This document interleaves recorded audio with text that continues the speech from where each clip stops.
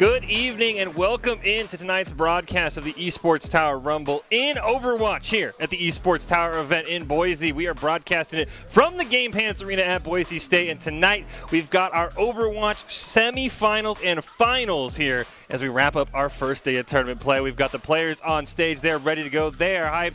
I am Michael Fish Fisher, joined as always by Artie Nerdy Bird Rain. And Nerdy, the last time we saw these kids in Esports Tower in Overwatch 2, it was the first iteration of the beta. We were still figuring things out. Now we've got Junker Queen added. Has there been any meta shifts now that we played 5v5 for about a month? I mean, I'll be completely honest. Everyone's wanting to play Junker Queen, so if you aren't prepared to try and counter her, I wish you good luck if you're not familiar with how she plays. She is quite gross and overpowered, in my opinion, when someone knows what they are doing. And then beyond that, Reinhardt, if someone is playing Rein, do not be standing in front of him if you think he has Shatter, because you'll insta-die upon Shatter now, as opposed to having maybe a little bit of your health pool left and hopefully praying someone saves you. There's no hope left for you at a face Shatter.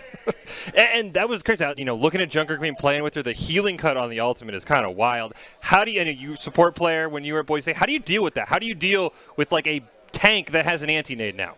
Well, for me personally, as an Ana player, I always try to be as far away from the action as humanly possible in-game. I mean, close enough that I can land a sleep if needed on something, but far enough that if Junker Queen chooses to hit her ultimate, I'm not going to get antied. And if I'm calling that my team needs to be aware she has ult, you probably don't want to be in a conga line, which is what a lot of people like to play as. Hey, being in a conga line is a lot of fun. Here is the breakdown of the rules for tonight. 5v5, still a little bit weird to say for Overwatch 2. It is best of 5. We'll go push, escort, hybrid, control, and push. We will start on Coliseum. Everything else, as you can see on the screen, there is loser picks for the next map. Our first semifinal night is going to be the Lynx, who are up on stage. You saw them earlier taking on the Vipers. This is the 2-3 matchup from the group stage game. Should be a ton of fun. I think some of these kids' first LAN experience too, so you know you're up on the stage, you've got a crowd. I'm very curious to see how they perform tonight, Nerdy. I mean, what was your first LAN experience like, real quick, before we get to Doc's keys? Lots of anxiety. Very awesome to have people cheering, but it kind of sucks when you die and a huge play gets made from the other team and you hear people cheering then too, because then you're like, oh, they're cheering because I died, and that just kind of hurts your soul a little bit. You got to get back for the revenge. As long as they're cheering you in the end, that's all that matters. It might be Overwatch 2, but Doc's keys to the game never change. It is to never take a fair fight, which means take fights in unexpected places when they are unprepared. And shout out to Nerdy, we got to make sure we protect our supports. Though, as Nerdy said, sometimes to support, you got to protect yourself. Be away from the action, as always, to avoid any of those crazy ultimates. It's brought to us by Esports Tower. Score pro advice at esportstower.com. Improve your game sense, improve your team play, improve your performance under pressure, and there's no bigger pressure than being on the stage right here. You'll get matched with great players and professional coaches to help you rank up. So we start with Push, the new game mode on Coliseum. Your thoughts on Push, how you like it versus 2CP. Was it a good choice to change? Uh-oh, I don't like that face. So I feel like they're both bad. I mean, I love Push. It's a great new experience, but once a steamroll starts, it's really hard to stop it. And one of the strategies that I've started to notice that I hate with every fiber of my being is right before you get the push bot to that first objective point, you don't touch it again. So you don't have your spawn point move, and you just camp the high grounds and prevent the other team from being able to get anywhere near that robot. And it's gross, it's mean, but it also means you don't feel like you fully complete the map because you're sitting there right before that first objective point.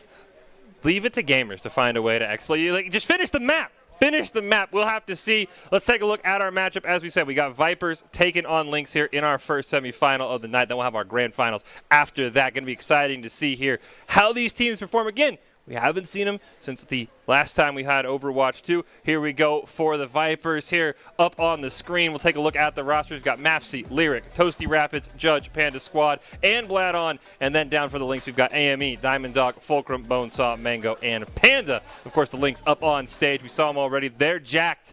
I'm jacked. Nerdy, we're just getting ready to get into the game. We've got the audience growing. It's going to get bigger throughout the night. When you get to those grand finals, you get to Game 3, Game 4, people are going to stack here to want to see the winner of the night. Most definitely. So hopefully none of that adds pressure to anyone on stage. I mean, yes, it's always been kind of our job here on desk when we've done these broadcasts to mount the pressure and make sure everyone watching understands. But this is the first time they'll actually hear it from us as it's happening. Yeah. So hopefully they learn how to put on the blinders and just not listen to anything coming out the speakers. Yeah, usually they'll hear it afterward. They're like, okay, let me watch that rumble back. Let me see what happened. No, they get to hear it live in person. We're ready to go here at the Esports Tower event. What is going to happen here? here in this Overwatch semifinal. Again, Vipers, Lynx, just getting ready to go. I'm excited. Again, I've seen a little bit of Junker Queen. It feels very oppressive when I try and play quick play, and I'm just like, this feels very annoying. I was hard enough to dodge an anti when I was paying attention. Now I've got a tank that has anti-heal. Not to mention a speed boost ability as well Yeah. on top of that. And I mean, you got the commanding shot as well for the bonus health, which is kind of weird that a tank has like a support ability just kind of thrown in there for fun. Well, I mean, when you are a solo tank now, survivability is like one of the biggest assets you bring, and giving a tank that much more survivability util, I think, is important, but learning how to counter and play around that is going to be difficult, at least until things start shifting again. Well, here we go. We hop on to Coliseum. We see our friend, I forget, does he have a name? I think it is just Pushbot. He's got to have a name. It's not cute like Divas Mech, like Toki. Like, legitimately, I remember a Twitter post where someone was like, can we change the name of the Pushbot? It's just, I feel bad calling him a bot, but here we go. Lynx in red, Vipers in blue. Let's see who's going to strike first here. We do got the Junker Queen there for Bladon for the Vipers. We've got to be careful. There is Diamond Dog on the Reinhardt.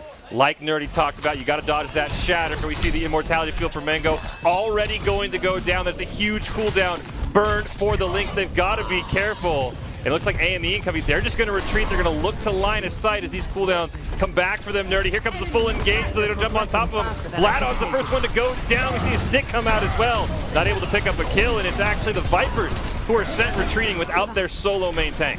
We do hear Diamond drop that Earth Shatter. Does not pick anybody up. The retreat has begun. It looks like that Lucio Brig is allowing them for escapability, but the egress that was able to happen because of the amount of healing that Mango provides on that Baptiste, I think is really what turned that around. They tried to trap him in a corridor. Bonesaw, though, that Junkrat just blasted people back. Spamming right now on the Junkrat. See if he's able to get a pick. We got quite a lot of damage. Another Immortality Field for Mango goes out, barely keeping Diamond Dog alive. It's a great time to strike. If the Vipers can find it, though, they are going to go into an Ant Matrix, gets popped by Mango. One goes down. Toasty Rapids falls. Can the Vipers hold on? Without their support, the answer is no, as Mapsy's going to go down as well. And once again, the Lynx just kind of slow pushing here, Nerdy. We do see Diamond Dogs are going to charge right in. Bonesaw finds Lyric, so down goes that Brigida overheal that they'll get from doing any sort of area damage. And we also see Panda Squad's going to go down as well. The Bonesaw taking the high ground. Finally, the Lynx are in a position where they can just continue to force back the side of the Vipers into that spawn room. But this is kind of what you talked about as the meta, right? Where you're not going to look for that first point cap. You're going to look to just camp. Here we got a Riptire coming out from Bonesaw. Is it going to find anything? Is going to be the answer. Yes, it will. It goes on to Lyric. That is a huge pick with the rally up and available.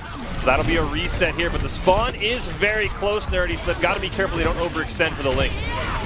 And we do see that Toasty is getting very close to that Lucio ult. They're currently on payload. Genji Blade's going to get dropped on them. AME goes down. We also see Mango's Immortality was put down and taken out almost immediately. I'm really interested to see how this Junker Queen ult gets used. Still, we're waiting on that first one to get dropped, meaning the value that's been received has been struggling for the side of the Vipers. Yeah, Diamond Dog, I think, now charging up her third shatter, but finally the Vipers take control. And we'll see how far they can push. We've got a Deadeye up for AME. But as you mentioned, we've got a couple of sound barriers. Actually, Pando Blue there, so it's just Toasty Rapids who has the sound barrier available, might be able to use it to push in. Deadeye does come out from AME, but we see here from Mapsy and the rest of the Vipers, that'll just be a simple line of sight. There is an Ant Matrix down as well from Mango, but so far, no eliminations racked up. As I said that, though, AME gets a great pick onto Bladon. Still, no Junker Queen ult, as once again, the Vipers are just sent back to spawn. Unfortunately, positioning is very key in taking these fights, and giving up that high ground at that distance means that the value received is way too high for the Lynx, and choosing to just try and stay on low ground made things very difficult there for the Vipers. So hopefully they start changing their tactic a little bit and claiming more space as Diamond Dog charges through and takes down Lyric. So yet again, losing Brigida before the full fight has even begun means a possible retreat, as even Immortality has already been used and demolished. It's a big cooldown for the Lynx. They've got to be careful. They do have a shatter up, though. There is a sound barrier up for Toasty Rapids. We'll see if he can maybe use it to counter what Diamond Dog's looking for. There is the shatter. Does not connect onto anybody, though. That's the load ult for the Lynx. Can Bladon finally get this Junker Queen all online? Yes, he can. Here we go. There is the Carnage. Charges right in, but Mapsy's going to be the first one to go down. It was a nice three-man hit. and that anti-healing rips the Lynx apart. And we saw the immortality even get used there, and unfortunately, if a team focuses it right away, it does not last. They knew it was going to be used. They were prepared. They've turned things in their favor, but now is the matter of, are you going to leave someone on payload and then everyone else take the high ground to gain the advantage here, or are they just going to let the damage be pelted down onto them with how far back the push bot is? It looks like they are choosing to stay on the low ground. The good thing for the Vipers, I mean, just look at the ult difference there. I mean, you've got 3 up for the Vipers. Rally is going to be up here shortly for Lyric if they could stay alive. It's only a Riptire for Bonesaw, above 54%. So the Lynx are going to have to be very careful, very choosy in what fights they take. Can they burn some ultimates? Panda Squad going to be the first one to pop theirs. Nearly one-shot Bonesaw ends up going down to the Genji, but they do trade 1 for 1. Diamond Dog in a lot of trouble trying to keep that shield in 5 different directions as Toasty Rapids gets picked here. That's a huge one dying with the sound barrier. The rally is used, but Lyric will go down as well. The Genji Blades, the last hope, felt like a panic ult there as they go down, and the Lynx hold on despite 4-1 in ults. And we do see that Mango has made that swap over to the Moira, already 60, almost 65% on that Coalescence. And one thing to think about is that Moira previously, really, you would have your flex tank on that D.Va or possibly a Sigma eating those orbs, but now that you would have to make your entire tank line change over to something else to block that, it's difficult to counter that ability. Plus, the get out ability is super strong into some of these ultimates. Retired, can't quite finish off Panda Squad, unfortunately. Shatter goes down. That's a huge, kills one instantly. Toasty Rapids goes down as he popped the sound barrier. That is the clutchest Shatter from Diamond Dog as Pando had answered with their own sound barrier. That is a huge Lynx win. Gotta anticipate when that Earth Shatter is gonna get dropped, and honestly, it's horrible to hear, but as a fellow Lucio player, you need to be on the wall. If you get shattered by a Reinhardt, that's really, it's on you. As you pointed out, you can't stand in front of it anymore. Lyric felt that, just fell over as soon as Diamond Dog slammed the ground. We do have a Deadeye here from AME. Right into the Carnage there from Vlad on AME. Anti-heal dropping low. Is he going to be able to heal? Yes, he can. They trade 1 for 1. Finally, the Vipers gain a 1-player advantage. It's a 3-on-2 right now on push bot. Diamond Dog trying to hang on. Picks up Toasty Rapids. But the big downside for the Lynx. The spawn is just so close. What a pin! And off the side of the wall. 10-player kill streak for Diamond Dog. She can simply not be stopped. She solo carries the Lynx back to a 5-on-5, Nerdy. We do see now we've got Lyric trying to poke into this back line. The Moira faded out, and Vladon is going to be able to take down Mango. Still contesting this point, though. We have Diamond Dog by themselves. They will finally go down as the last bastion, as the point now is starting to rotate. Long way to go before they can start pushing that barrier, though. And they only have 27 meters. They got to get past 110 in the next 2 minutes and 50 seconds. And there's a Shatter online, and so far Diamond Dog Shatters have been nearly perfect, Nerdy, so you've got to be prepared if you're the Vipers, because last time you had a sound barrier and didn't get it off, now you've got nothing for a Shatter here from Diamond Dog, as it goes out, lands onto 2, they both die immediately to Bonesaw. Another pin! Diamond Dog is absolutely insane right now, basically 1v5ing at times. You got to start shutting her down. The Shatters are getting way too much value. And again, it's that whole, you're conga lining when there is that Shatter online, it's picking up 2 and 3 people every single time, and then the follow-up charge is picking up another. It cannot continue. They do swap over to their own Reinhardt to try and block these Shatters, but unfortunately they're not blocking anything else as Mapsy and Toasty Rapids both go down. The spawn is close enough for the Vipers. They're going to get a recontest off here before we hit the second push point as Lyric and Vladon both go down. Mapsy, do you have a Genji Blade of all Genji Blades in your back pocket as Panda Squad will fall? They look keep them in spawn so they can't even challenge here. They all rush in. Genji Blade does go out. Picks up 1 onto Pando. That is huge. Picks up a 2nd onto AME. Maybe there's some life here for the Vipers as Diamond Dog will go down here as well. But time is a major factor right now, Nerdy. So this is where the whole leaving the bot right before a checkpoint comes into play, because as we're ticking down, we're almost crossing into the 1-minute territory here. Just 18 seconds until then. If you go into overtime, it's just like Payload. You can't leave the bot. But if you're very, very close to a check mark and you can get it, that is so important in this mode. But honestly, right now, Vipers need to get the 3-man squad onto the bot, start pushing it as quickly as possible, and looking to not stagger themselves as we hear the Riptire from Bonesaw get popped. Let's see if it picks up a kill. Doesn't look like it so far. Oh, it does! Oh, it gets the Immortality Field, which allows Mapsy to go down. Shatter comes out from Diamond Dog, and on cue, she picks up another pin. And with 40 seconds left, the Vipers' hopes of picking up map number 1 are just shrinking. Looking at ultimates here, Vipers are going to have that pulse bomb close to Shatter. They have Sound Barrier which can sustain, but you need to anticipate when you're going to use it. Pando's getting close to theirs as well. We have the Deadeye online, and Mango, she's very close to another Coalescence, and that can be very deadly. Pulse gets popped, unfortunately does not pick anybody up.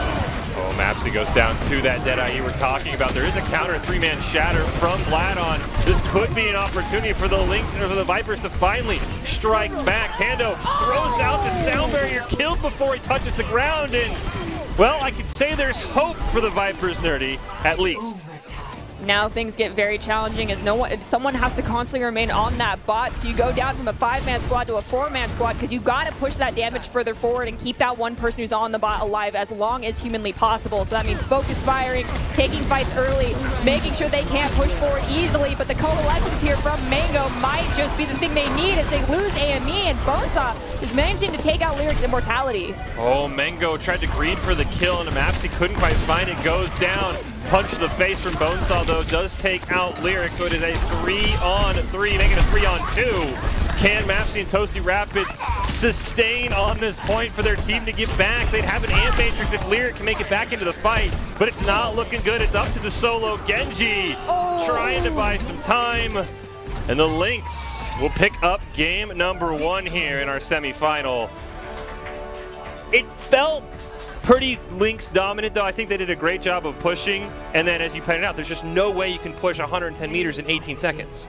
It's just not doable. It's so difficult. So if the steamroll starts and you get that push bot so far, anticipating the comeback at that distance is just a very Herculean task to pull off. And really, I mean, I think the major difference we'll see once Overwatch 2 comes out played its biggest head right here. I mean, it was the fact that they did not have a way to block the Reinhardt ult. When you're in Overwatch 1, you have 2 tanks that can find a way to block Reinhardt ult. You only had Junker Queen, and Diamond Dog took him to the junk heap. I mean, it was shatter after shatter after shatter, multiple hits into a charge kill. There was no counter for Diamond Dog on the Reinhardt. Not at all, and hopefully that's anticipated on whatever map is picked next, especially if it's a Reinhardt favored map. I mean, if you're trying to make sure Diamond Dog can't get value on the Rhine, and we're on an Escort coming up next, go watch Point Gibraltar. That's like one of your best bets, because Rhine's not that strong on that map, but I also know that Diamond is very capable on the Winston, so I wish you luck if you choose to do that as we get to see this replay here near the end of the game. Bonesaw on that Junkrat just doing absolute damage and carnage here.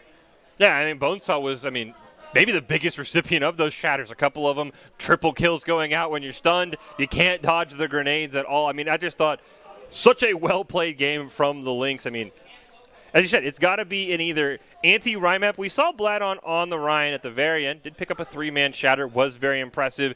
Didn't get ever see a moment where maybe he could have blocked Diamond Dog. They never had shatters at the same time. So maybe that is your answer. You go on a Rhine-favored map, but you swap to Rhine. Maybe it was just the fact of, well, let's play Junker first game on land, Junker Queen first game on land. Let's see how it feels. But I think you've got to go Rhine v. Rhine if you don't pick a Watch Point Gibraltar style map for Escort. I hope that that's how they play into this. I mean, you know how most of these players, if you're in Esports Tower, operate. You scrim against them. You've played against them in our other Esports Tower events. And so you anticipating that gameplay is very important, and counter-picking is very important. One of those things that you can do is pick a map where it's not their strengths. The other thing you got to make sure you don't fall victim to, ego checking. Because that's the thing. You play these kids so much, you're like, all right, Rhine v. Rhine, let's go, Diamond Dog, let's go. If that's not your game, now you're down 2-0 in the semifinals potentially. So you got to be very careful, Vipers, what your map choice is here. And it looks like it will be Dorado. I mean, kind of like first point I can see, second point I can see. Kind of. It's like a mix. A little bit.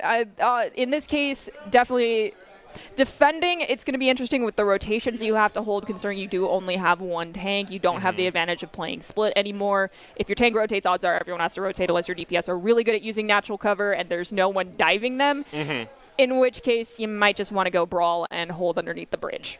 I think it'll be very interesting again. That's what the Vipers picked. We'll see how it works out for them. Lynx pick up a Game 1 win on push. And thanks in part to Diamond Dog, though we did see Bonesaw had some fantastic plays as well. As much as the game changes, it's still, the main tank. When you think of tank, you think Reinhardt. Still front and center in Overwatch 2. Oh, yeah, of course. I mean, Reinhardt is just one of those old classics, and I don't think they've broken him enough in order to make him not viable. What do you think they need to do if it would ever break Reinhardt? They've just made him more powerful. I mean, like, his shatters currently in Overwatch 1 and Overwatch 2, if there's any damage done to a Reinhardt shield in front of that shatter, odds are it's just going to break right through it, and everyone gets shattered regardless. Bubbles can't sustain through it. So it's like best of luck if you aren't playing around a corner. Well, here we go. Let's hop in to Dorado. What do the Vipers have in store? Hey, vegetables. For the Lynx. I'm sad it's not Kings Row for the fish store. The fish market, I believe. Maybe we'll see that for hybrid. That is my favorite sign, but we do get the fruit store. We get the great lemons. And, I mean, I don't know who's going to the store to buy just lemons. Hey, look, there's fish.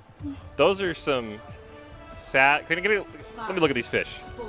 That one on the lower right looks quite sad. They're very sad fish.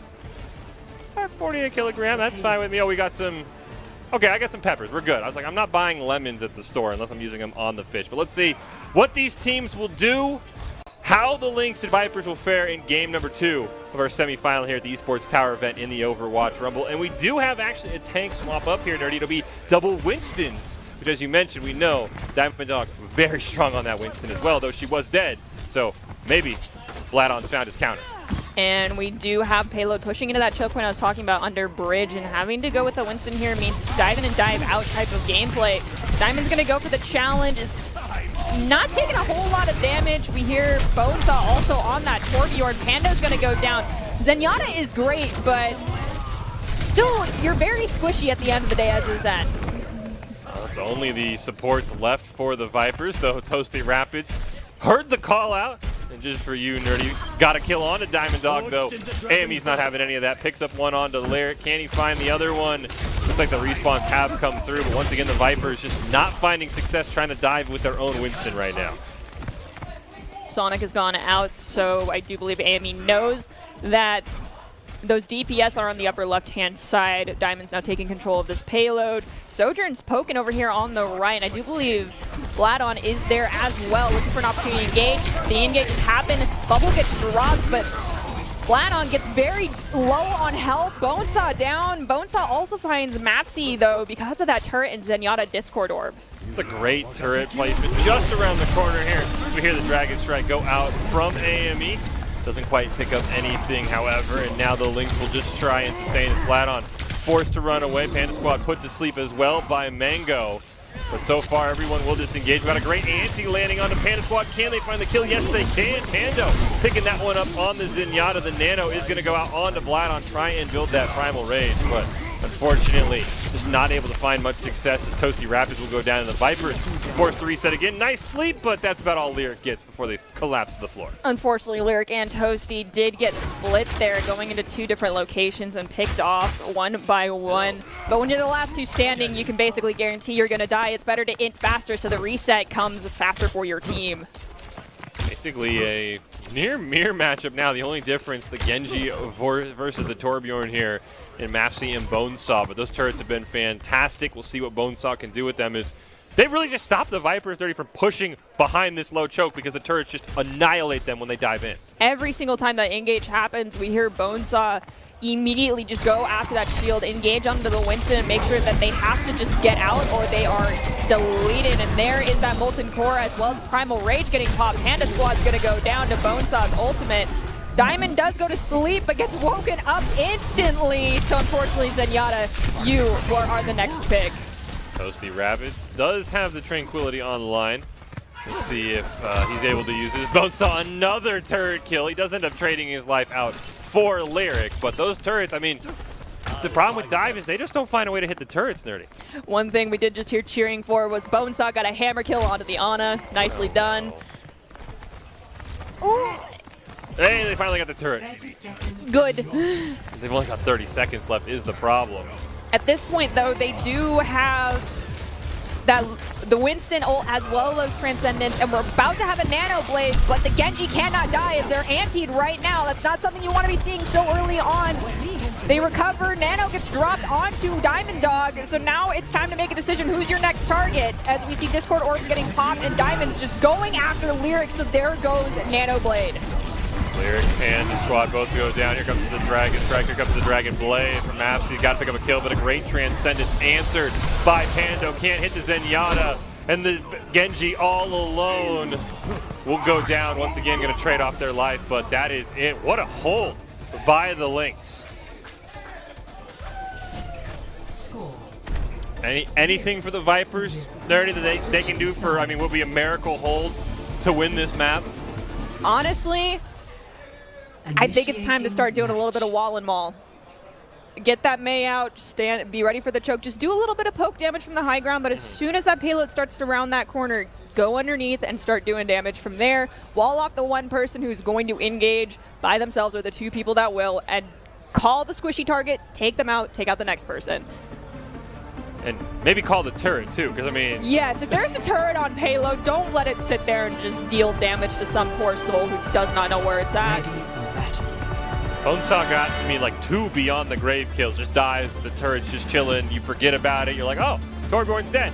Turret picks you off. So the Vipers have an absolute heroic task in front of them. They have to have a first checkpoint hold to tie the series, otherwise the Lynx go up 2-0 in our best of 5 and sit on match point. I mean, if you really want to, you can do a tried and true older strat, which is to everyone group up in that red room, get a Baptiste, get a Lucio, get the Mei, and get a Reinhardt, and play around that red room and just poke out enough to stall payload one at a time. But that's much harder to do successfully without that secondary tank. So that means your Reinhardt and your Mei have to coordinate perfectly. Let's find out here. Can the Lynx go up 2-0 and hit match point? Or can the Vipers storm back here as the Lynx maybe trying to avoid any red room camping? You do go with the pharmacy there for Bonesaw and Pando. The Vipers answering with the same comp from attack. We'll see if it works better for them defending, and it's going to be up to Panda squad to try and clip the wings of Bonesaw and Pando to prevent this just pure rocket barrage. Ton of damage going out so far, especially onto the Vipers. Bonesaw grounded on the Pharah in a room with a roof. Never the best place to be, but potentially has a sick flank. Doesn't get found out and jumps right into an arrow. That's unfortunate. We do also see Pando almost goes down at that same moment. Diamond Dog gets out, very low health. That getting, unfortunately, that Discord on them almost took them out. Pando's very low right now. Has to be careful. Diamond, again, hurting quite a bit, but Mercy is going to go to their Pharah and keep them alive. Bonesaw is getting very close to that barrage, and it's quite soon. Bonesaw does pick up a kill on Lyric, and Rocket Barrage is online, but so far we'll hold and wait here as some parries come out from the Genji. I mean, you can see how far they have to get. It's not too far. One team fight win is all the Lynx need. Panda squad can maybe answer. Valkyrie's going to be the first all pop here. Maybe Bonesaw looking for a play. That's a huge pick onto Panda squad. This could be it for the Vipers. They're going to need a huge hold. They're down both DPS. They're down both support. Gets all up to Vladon, and the Winston goes down. And map 2 goes over to Lynx. All right, so the next map is hybrid. Your wish may be granted. We might get King's Row. I personally would like to see a Blizzard World that also plays very heavily into Torbjorn play, as well as Reinhardt play, and Pharah play. So if you don't have someone who's comfortable on hit scan, it could be a little rough. AME picking up our play of the game. Some fantastic shots here. And yeah, I think if you're the Vipers, I think the last thing you want to do is pick a map that plays into the Lynx want to do. And what they want to do is play what people would consider some of the most annoying heroes in Overwatch. Yes, yeah. So you got to find a map that counters Torbjorn, counters Reinhardt. Pharmacy, I mean, I don't want to say it was amazing. It wasn't bad. They didn't need to do anything. They got 2 picks and won the game. I mean, it was very limited in what they need to do. So I think, again, I still think you've got to pick a map that maybe forces Diamond Dog off of the Reinhardt, because the Winston felt strong. I know this map was a roll. It did not feel as Diamond Dog favored as map 1, though. No, definitely not. But, I mean, King's Row, if we go to Scrims Row, I mean, you could play a Reinhardt on that map super easily. So I highly advise against it, but because everyone's so comfortable with it, odds are we'll probably see Kings. That would be my guess. Let's see what it is going to be. We'll actually hit some replays here first. I mean, again, The pharmacy wasn't bad. This is the only play they had to make, though. One onto the DPS, other DPS goes down from your spam, and then just Rocket Barrage the supports, and it's a 1-on-5. And Bladon, maybe if he had the Primal Rage, could have stalled out, but, I mean, that's all he really had to do on that map. Unfortunately, it's just how it was. One fight territory, it's difficult to pick, to try and do counter picks, especially when you have to race back as quickly as possible if you die. With that in mind, typically you want to go with someone who's playing a hit scan and then someone who does a little bit more slash damage. But it all comes down to comfort, and then also what you think they're going to play versus what they end up playing. Yeah, I mean, the Vipers were put in an impossible position, right? Like, you had to do such a close hold. As you said, it's got to be you pick a comp and you stick with that comp. You can't have, okay, well, we didn't get this. Let's change it up. We're actually both wrong in terms of the hybrid map. It will be Eichenwald, all right, which does lean towards the pharmacy, at least on points 1 and 2. But again, we didn't see too much of it, so maybe they have that confidence that they'll be able to pick them out of the sky. But interesting choice. Not Kings Row, not Blizzard World, which are the two maps I think we were expecting. I'm excited to see what they pulled on Eichenwald. I do still feel like the Reinhardt, at least on point 1, is very strong. Point 2, not so much now that you don't have the follow-up of another tank. High ground control becomes very important during that second point. So really going to be paying attention to positioning if point 1 is capped and where fights are taken after point 1 is lost. That'll be the big thing, and how far can... I think it'd be interesting to see who will attack first, because, I mean, I think the Lynx got a huge confidence boost. When you hold them that close, I mean, you're like, okay, we've got 4 minutes. We don't even need to get to point 1. Curious to see who will choose to attack first. I think I'm a big fan of defending first. I don't know about you, Nerdy, but I think when you know what you have to do, so much better than having to guess, like, okay, was this far enough since we didn't 3-cap? Did we leave enough time since we 3-capped? So I'm very, very curious to see who will attack first here on Eichenwald. Match point for the Lynx here in our Overwatch Rumble, looking to go to the grand finals here for the first time on our new Overwatch 2 beta. More official Overwatch 2 beta. Ooh, we have the Wrecking Ball coming out for this defensive team. Odds are it is most likely going to be the Lynx on defense, because if you don't get a pick map, you get to pick sides, and defense actually has an advantage defending first. Statistically speaking, it's just how it is. Yep. And the mental game, I think, just knowing what you have to do, you can plan so much better attacking. We'll see, though. Maybe the Vipers have a secret comp they've been working on. Maybe they bring it out for this moment. You start the reverse sweep. Infamous at any LAN event for any game. There's got to be a reverse sweep somewhere. Maybe the Vipers can pull it off. So we count down to Eichenwald here. We look for our first fight. We find out where our teams are situated. And we see what the attacking team can do. Into our first, as you mentioned, Wrecking Ball of the night here in Overwatch 2. And it will be the Lynx on that Wrecking Ball, as you predicted, on defense. 2 for 2 for you, Nerdy. And now we'll see what the Vipers can do attacking. And they have that Tracer Zenyatta, so Orb of Harmony and Discord, and making sure that Tracer and Wrecking Ball are engaging on the same target means that they can almost guarantee an instant deletion and going up 1 if it's pulled off properly. We'll see how it works out, though. That takes coordination and being patient. Vipers pulling out the Sigma. As we see Immortality Filter for Lyric is going to go down. Diamond Dog will fall as well. That is a huge pick for the Vipers now. No main tank, no tank for the Lynx. Can they push in? Unfortunately, they do lose Lyric to the Sojourn. And so that will kind of give away the advantage they briefly had. Mapsy picks up 1. So it is a 4-on-4 as Diamond Dog will roll back in. So far, neither team willing to do too much. Bladon on the point, trying to get at least 1 tick. Gets some great damage, gets a great stun on the Diamond Dog here as well. Mapsy falling low on that Echo. Can they be sustained? No, they cannot. AME and Pando going to pick up a pair. Panda Squad will at least get 1, but it's still 1-man advantage for the Lynx. As AME going to look for healing, and going to be a reset for the Vipers. Vipers did get 1 tick, though, and they've got 2.5 minutes to make something else happen. Diamond Dog and Tracer are going after Bladon very heavily. They have to protect their Baptiste. I do believe no, Immortality was not dropped right there. Hopefully, Lyric is prepared for that Tracer to constantly be on their tail, because every single time the fight has started, Lyric has had Tracer on them to distract them. Pando picking up another kill on this Zenyatta. Basically acting like a pseudo DPS here for the side of the Lynx. And what do the Vipers need to do here, Nerdy, to kind of break this walls? And Ant Matrix goes down from Lyrics. Maybe that's the key, but it gets line of sighted by Bonesong Company. I mean, when you're playing into what I have referred to as the Ring Around the Rosie comp, which is the Zenyatta, that Tracer, and the Wrecking Ball. What they get value for is getting in, getting out, finding a target that's squishy, and going on it and capitalizing on that positioning. So with that, it honestly is finding someone who's out of rotation, who goes in alone, and taking them down. They did manage to have a fantastic cap there. They have 4 minutes to make something happen from here to get to point 2. But high ground control is largely in favor of the Lynx because of that style of comp. Lots of damage from the long range, and they only have 2 people that are actually needed to go in and go out to stall that point, and they're perfectly capable of doing it. Yeah, I mean, and when the Vipers have had success, it's when Diamond Dog has been picked up. As you said, that lone member. So Diamond Dog will roll in, drop the minefield on the whole squad. That forces out both the Transcendence and the Immortality from the Vipers as they were all in one corridor. We get our Tracer v Tracer fight, and both of them will teleport away. This Panda's ult will be popped as well, so both Zenyatta ults used there. Now we get the Gravitic Flux here from Vladon. Will he be able to pick up a kill? Does not look like it. Both teams still looking for their first pick in this .2 fight. It's been a very long skirmish, but finally the DPS for the Vipers pick up both supports for the Lynx. And that'll be a retreat as Panda Squad's going to find one more. Maybe AME looking for a stick with the Pulse Bomb. But I think they're just going to run away here and look for a reset with their squad. We do see Diamond Dog attempt to get out, but she does get taken out by Vladon. Going into this next fight, very interested to see. We have most of the Vipers here on low ground, one pushing payload. Okay, they have all gone up to that high ground.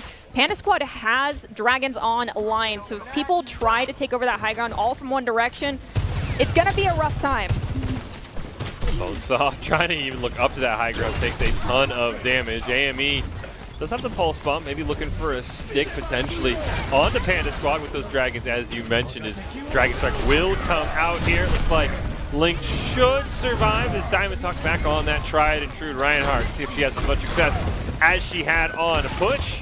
As Bonesaw gonna pick up the first kill here for the Lynx. Pulse Bomb gonna be dodged there as Vladon is going to get a kill. It is a 4-on-4 now. Who can pick up that huge pick and put their team up 1 for the Vipers? It would need a time extension and the second point on the payload as Diamond Dog goes down, and without your only tank, this should be a nice fight for the Vipers to win and keep pushing as AME's trying to hold on, trying to contest, but Pando going down here as well. I think this is a reset for the Lynx. Unfortunately, Mapsy made a crucial mistake that not a lot of people think about just yet, which is resource utilization when it comes to the map. There was a mega pack that they actually allowed AME to grab, and AME survived because of that. Had they stolen that health pack, even if they're just a little bit low, that fight would have ended a lot sooner. It was not their Achilles heel here as they managed to get to the point, and they've got 3 minutes still to push the rest of this corridor.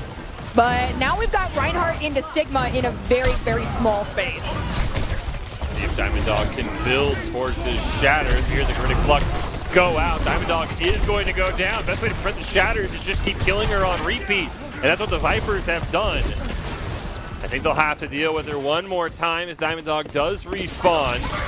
AME is trying to be a distraction best they can. He gets picked off the Panda Squad, and this could be a huge engage for the Vipers. Mango with that Coalescence, though, picks up one, picks up the Immortality field. There's an opening here now for the Lynx. The Shatter's at 87%, but Diamond Dog goes down again. A huge pick for the Vipers. Mapsy on this Tracer is doing a lot of work, surviving, getting in, getting out, and being a nuisance is just working out perfectly for them. And that Coalescence, it did a lot, but the follow-up was dangerous in a small corridor. Vladon picks up 2. AME tries to even it out, but the payload's only 3.5 meters from capping here and putting the Vipers in very comfortable territory. Here's the Shatter, and it picks up 2. Can they capitalize is the question, and the answer is kinda. I mean, Pando got 2.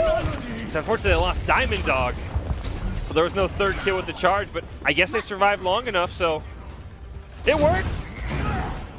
Can you do it without the Shatter for the next minute and a half, though, I think is the question, Nerdy. I mean, if Diamond's able to get a lot of cleave here, the possibility is there that she could get another Shatter up, but the range that we have coming out from the Vipers is going to play into their favor, preventing that from happening. I mean, really the only person that's going to charge that Shatter themselves is going to be Vladon, and then everyone else just needs to dodge the Fire Strike. Don't take it at point-blank range.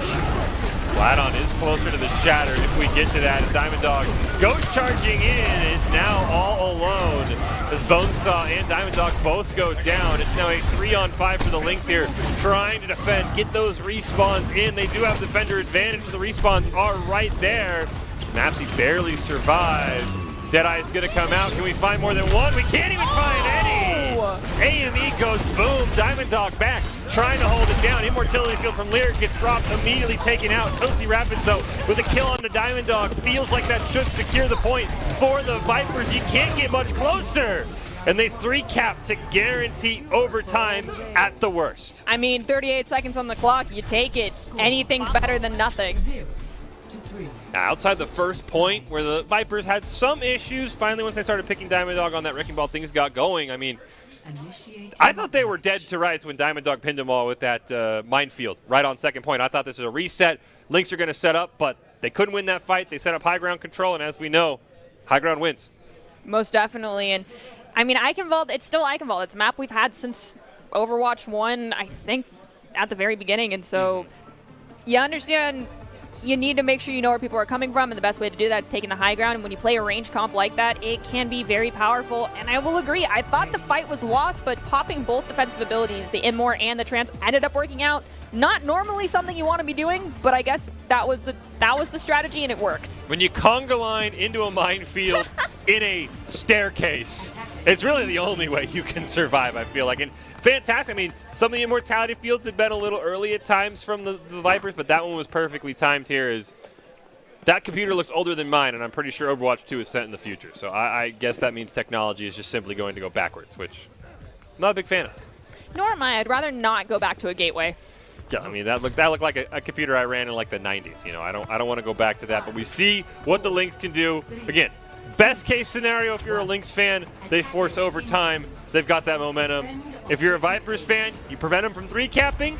You continue on, and we start the reverse sweep murmurs, maybe. Start to build up in the crowd, but we still have to see there's a lot of Overwatch left to be played here as we hop right into it.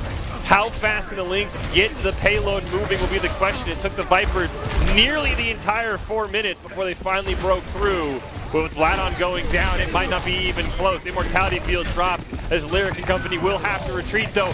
Mango going down as well as her Immortality Field makes this fight a little more even than it looked just a few seconds ago. Bonesaw is yet again on that Scorpion, so got to be calling out where that turret is and making sure you're not taking extra poke damage from it. It's very interesting to see that on the initial attack, but it worked out in their favor.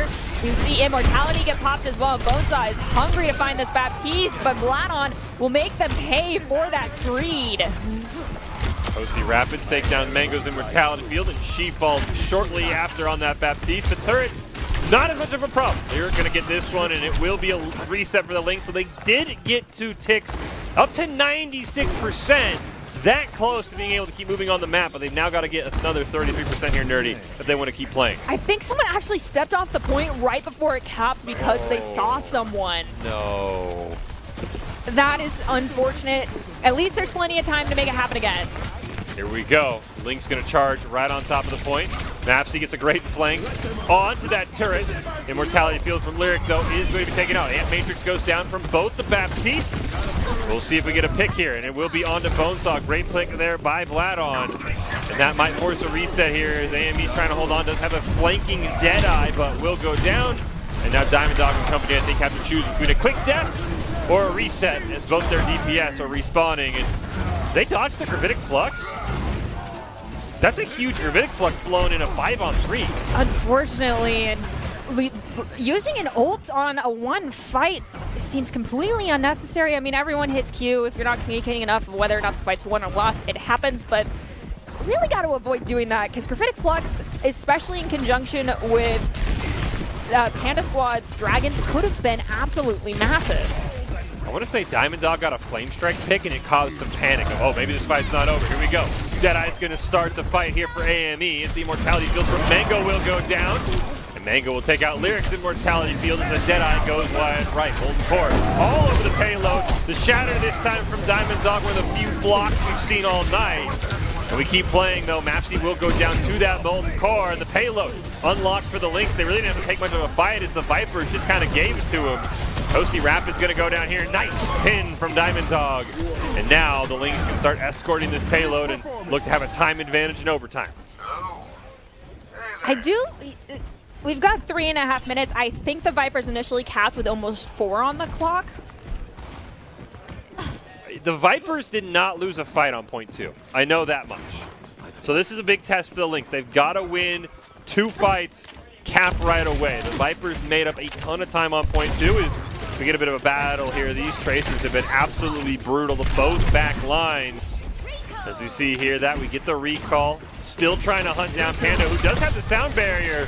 And his solo escort the payload here is Diamond Dog.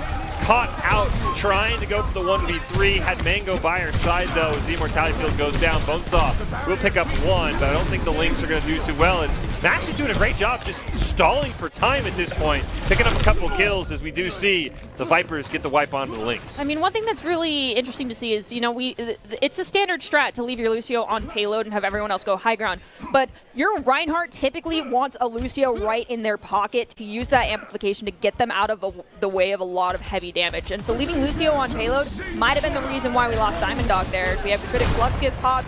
Sound Barrier is going to counter it. But now it's time to play cleanup crews. Everyone's getting forced down here by the Mega. Mango does have the Amplification Matrix online. You might see them pop it here just to allow them to gain the space on the stairway. A great Immortality Field too by Mango that kept them alive after the Sound Barrier had been used. Bonesaw with a great pick onto that Tracer. The annoying backline for the Vipers as AME and company look to charge the staircase. Will they be able to find a pick? A great turnaround from AME as Panda Squad goes down. There's the Matrix you're talking about. Immortality Field for good measure here as well as Diamond Dog in on the fight, swinging her hammer. Looking to just build all charge at this point, being sustained so well. Fire support. We do hear the Dragon Strike go out here for Panda Squad. The Dragons, though, not able to do too much as Vladon will go down. Bonesaw will dodge the Dragons, and the Lynx 4 strong on the payload, looking to get to the second checkpoint. During that fight, we saw both Lyric and Mango drop their Immortality fields. However, the one thing that Mango had that was the advantage was her Immortality was placed behind a wall, and it could not be touched. So it was out the entire time it possibly could be, whereas Lyric just instantaneously got deleted. And unfortunately, that did force the Vipers back as they lost their defensive ability. Bonesaw's turret will be found by Panda Squad, and now be curious to see if the Vipers will stick with this Sigma. Vladon dies. I know he's supposed to Gravitic Flux. Does he swap over to the Reinhardt in these more close corridors? There it is. Gravitic Flux goes out. Bolt score as well. The kill feed lights up red as the Vipers get the full team kill onto the Lynx and force a reset. And it does look like Diamond Dog had popped Earth Shatter during that fight as well, so that's unfortunate. We've got Pulse Bomb, both support ults coming out for the Vipers as well, and then we're going to have both support ults for the Lynx coming up if this next fight takes place in a little bit, especially because a reset's going to have to happen with Bonesaw going down, unfortunately. That's just the nature of the beast. Panda Squad trying to put on their best carry impression here on this Hanzo. A great headshot onto Bonesaw again. Lynx got about a minute left if they want to have any sort of time advantage. We'll see what they can do here. Is Bonesaw going to pick up the first kill. He gets revenge on the Panda Squad. Mapsy, who has just been a flanking menace here, looking for something. See the Amp Matrix will come down from Mango. Throws down the Immortality Field as well. 2-for-1 exchange in favor of the Lynx with a 4-on-3 as they try and shove this payload around the final corner here to try and force overtime in game number 3. Transcendence going to be used here by Toasty Rapids just to help keep their team nice and healthy. But AME is going to get a headshot onto the enemy Tracer. And this means the Lynx are so close. Sound Barrier comes out. Can the Dragon Strike be charged in time for Panda Squad to have a miracle play? Gets one pick onto AME. Can the Vipers hold on for the next 50 seconds? They get a couple of picks. Toasty Rapids does go down. Mango will fall here as well. Diamond Dog, who had that shatter, and I think the Lynx are going to opt for one more reset here as they all get wiped. Vladon almost has another Graphitic Flux. In all honesty, I am very surprised that they have not chosen to swap off to the Reinhardt in favor to counter Diamond Dog a little bit here, but the Sigma is working, and now they actually have more time in the time bank than, well, the Vipers will have more time than the Lynx will, even if they cap this third point. And if they cap with no time left, they just have to get 33% on that checkpoint A. Here comes the Dragons from both Hanzos here. Diamond Dog with that shatter, first one to pick up an elimination. There's nothing on the table for either of these teams. Can they find another elimination for the Lynx? They are out of time. This is huge for them as they pick up 3 kills. A great pin on the Vladon. Will get an elimination as well. It's all up to Panda Squad. Trying to hold on this Junkrat will not work out. Oh, my apologies. Yes, it's 1 minute is what they get now.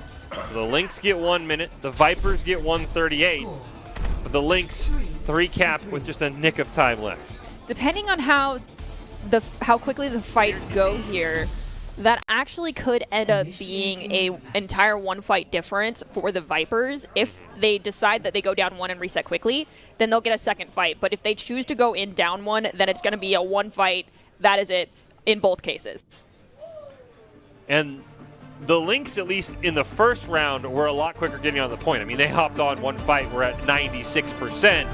The Vipers were a bit more calculated, had to get a couple of picks on the Diamond Dog, and all of these fights matter. I mean, you basically got to be fighting on the point, right, Nerdy? I mean, you can't afford to take a fight, wait for a reset, and then win another fight because you need as much percent as possible very, very quickly. With Spawn being as far as it is for a defensive team, it is if everyone goes down in a team fight and 5-man elimination, that is it. The point will turn and the attacking team gets to start pushing. However, if you realize you've lost 1, you lose another, and you start backing off and you give up 2 ticks, which is something that is a lot, it takes a lot of discipline to understand when you need to start doing that. A soft reset can do a lot to help stall out a full cap here. But the matter is, are they going to be running a composition that allows them to do that for the Vipers here on defense? See what the Vipers can do. 60 seconds here for the Lynx. How much percent, maybe even push, can they put on the Vipers? Again, once the time runs out, we'll go to overtime until somebody steps off the payload. We'll see what's going to happen here. Bonesaw looking for a flank onto that backline, taking a ton of damage. So far being sustained. And here's what we saw from the Lynx. They want to hop right on this payload here. Already building towards that first pick as they pick up 2 eliminations. Now make it 3. It's Toasty Rapids and Bladon. Now it's just Bladon.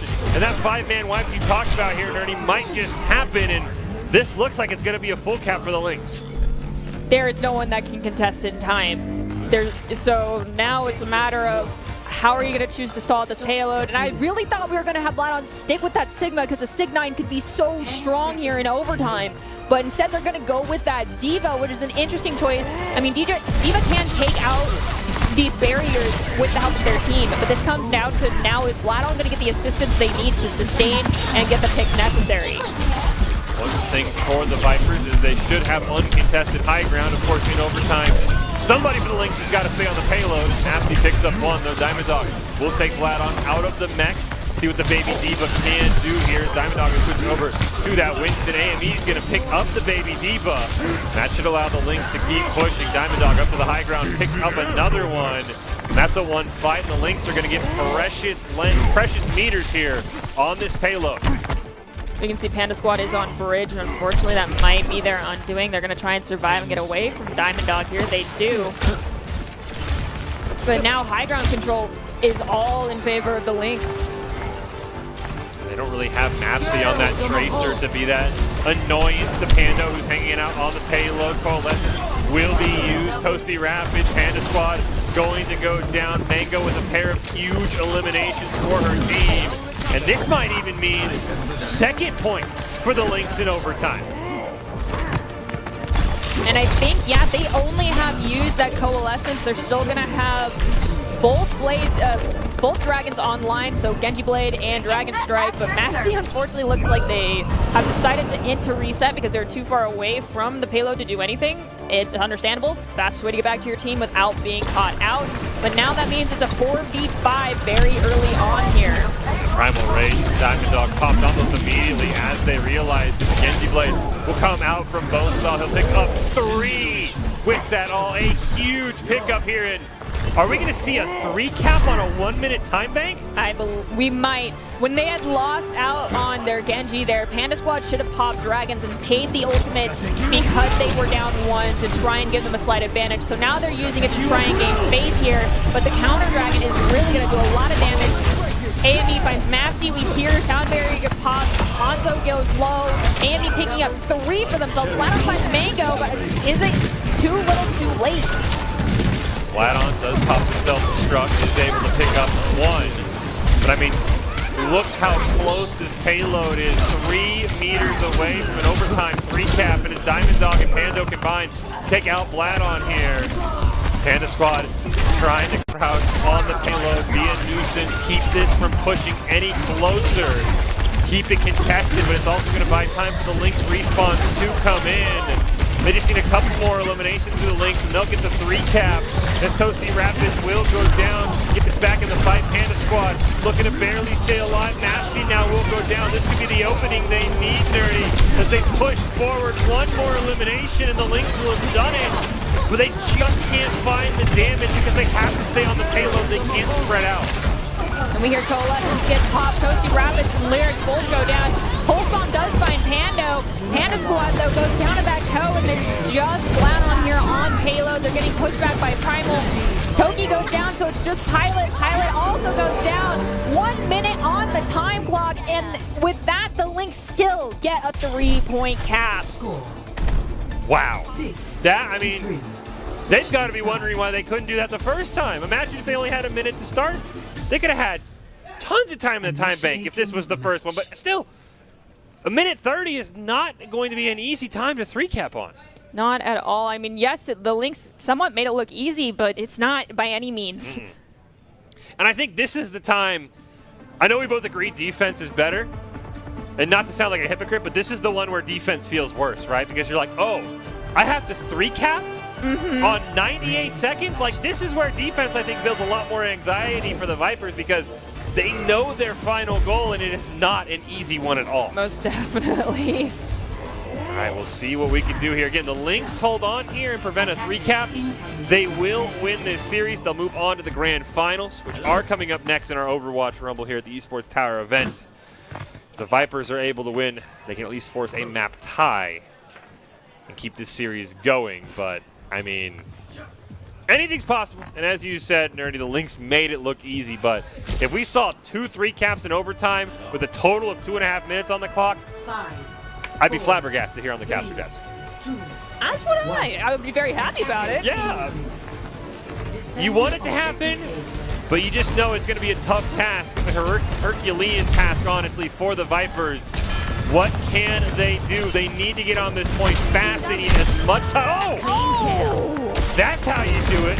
Mafcy on the pharmacy picks up a second, but they're not making payload progress, Nerdy. I mean, they got 2, and no one's put a foot on it yet. You're up 2. That means the fight's won. It's time to play cleanup crew and go in. Finally, they do, but the soft reset. Okay, never mind. It was just Ana who survived. We do have AME swapping over to the Widowmaker, though, so hopefully someone hit tab and making Mafcy aware that there is a Widow now.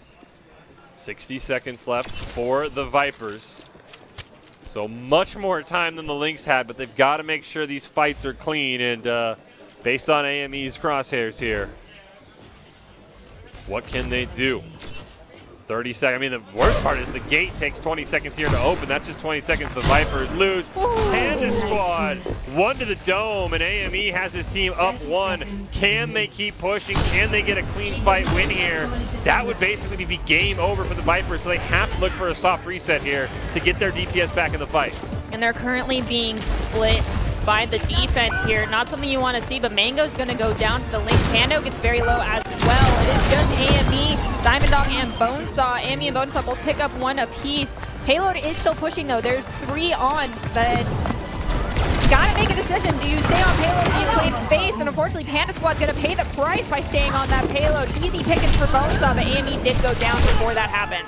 Bonesaw will go down here as well, with both tanks on the Sigma. Maybe Diamond Dog looking for the Sigma 9, as you mentioned. Throw the Gravitic Flux, take him off the payload.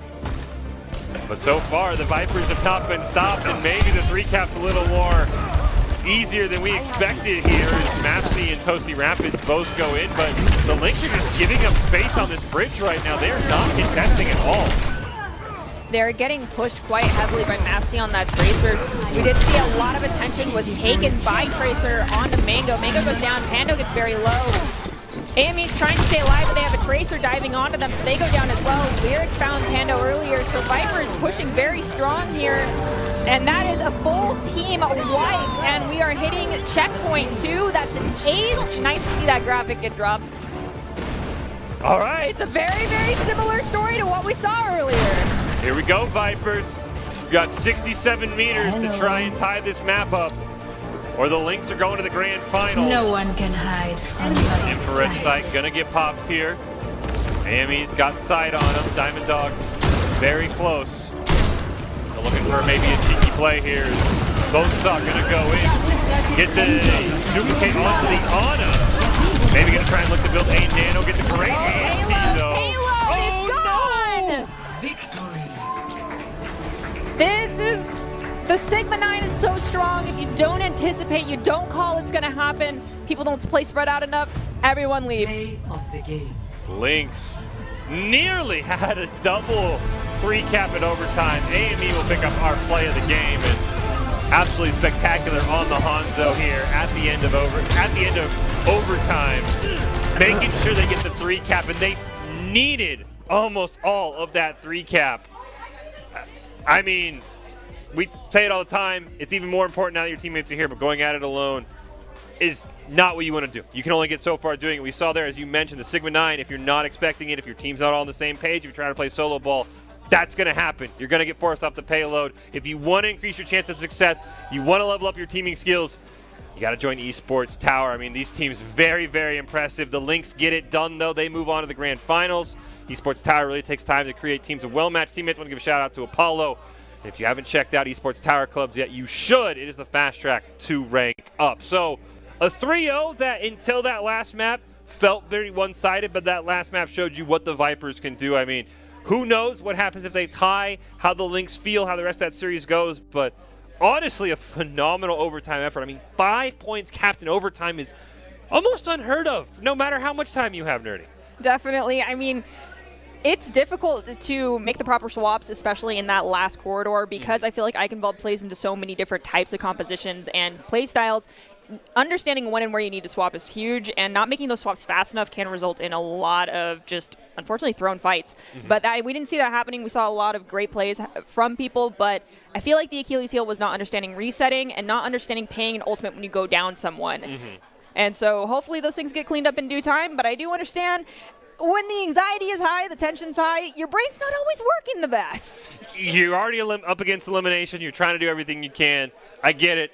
Maybe your first LAN experience as well. But, again, good job to the Lynx. Vipers, you've got some promise, too, though. You don't want to hang your heads as high as you can after a loss. That was very impressive. We'll take a break. We come back. We will have the grand finals. The Lynx will be taking on another team. We'll find out who it's going to be right after this break.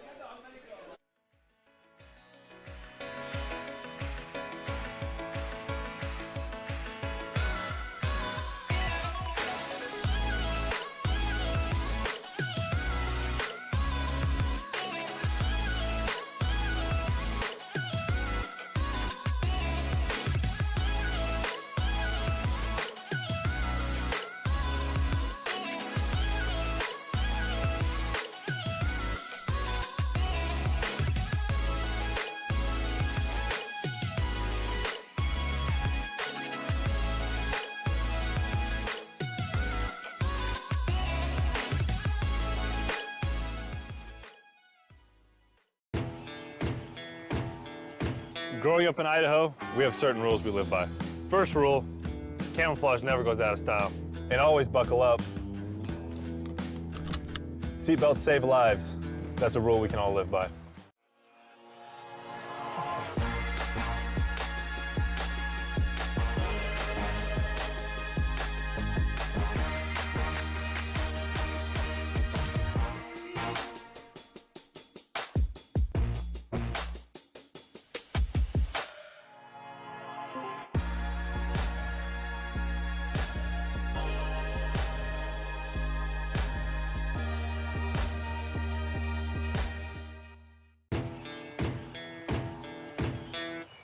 Growing up in Riggins, we have certain rules we live by. Look both ways before crossing the street. Fishing stories get better the more you tell them. Small town life makes your life anything but small. Never work alone when you go hunting. And always buckle up. Seatbelts save lives. That's a rule we can all live by. We're going to build bridges and hospitals in a day. We're going to save families from disaster and feed those left in the cold. We invite you to join us. The next greatest generation is now.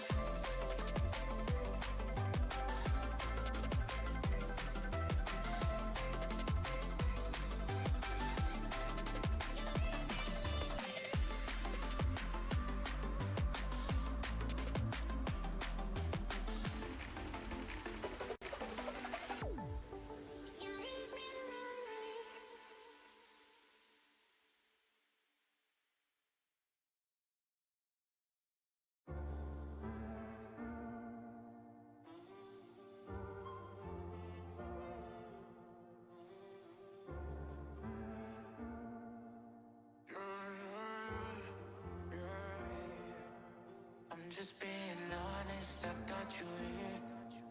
You just ride the wave till you disappear. Unrequited love, I can't take it. Kill me more than once, leave a tragedy.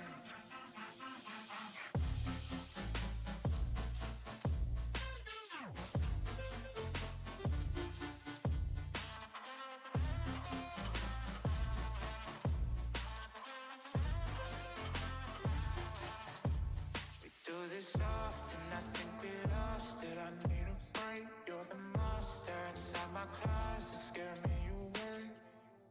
Everybody goes through it, we don't ever come out the same. Cause you never change. You my little psycho, kiss me in the night glow. Easy to imagine when you always have your eyes closed. We'll be going crazy if you know what I know. Where did all the happy memories go?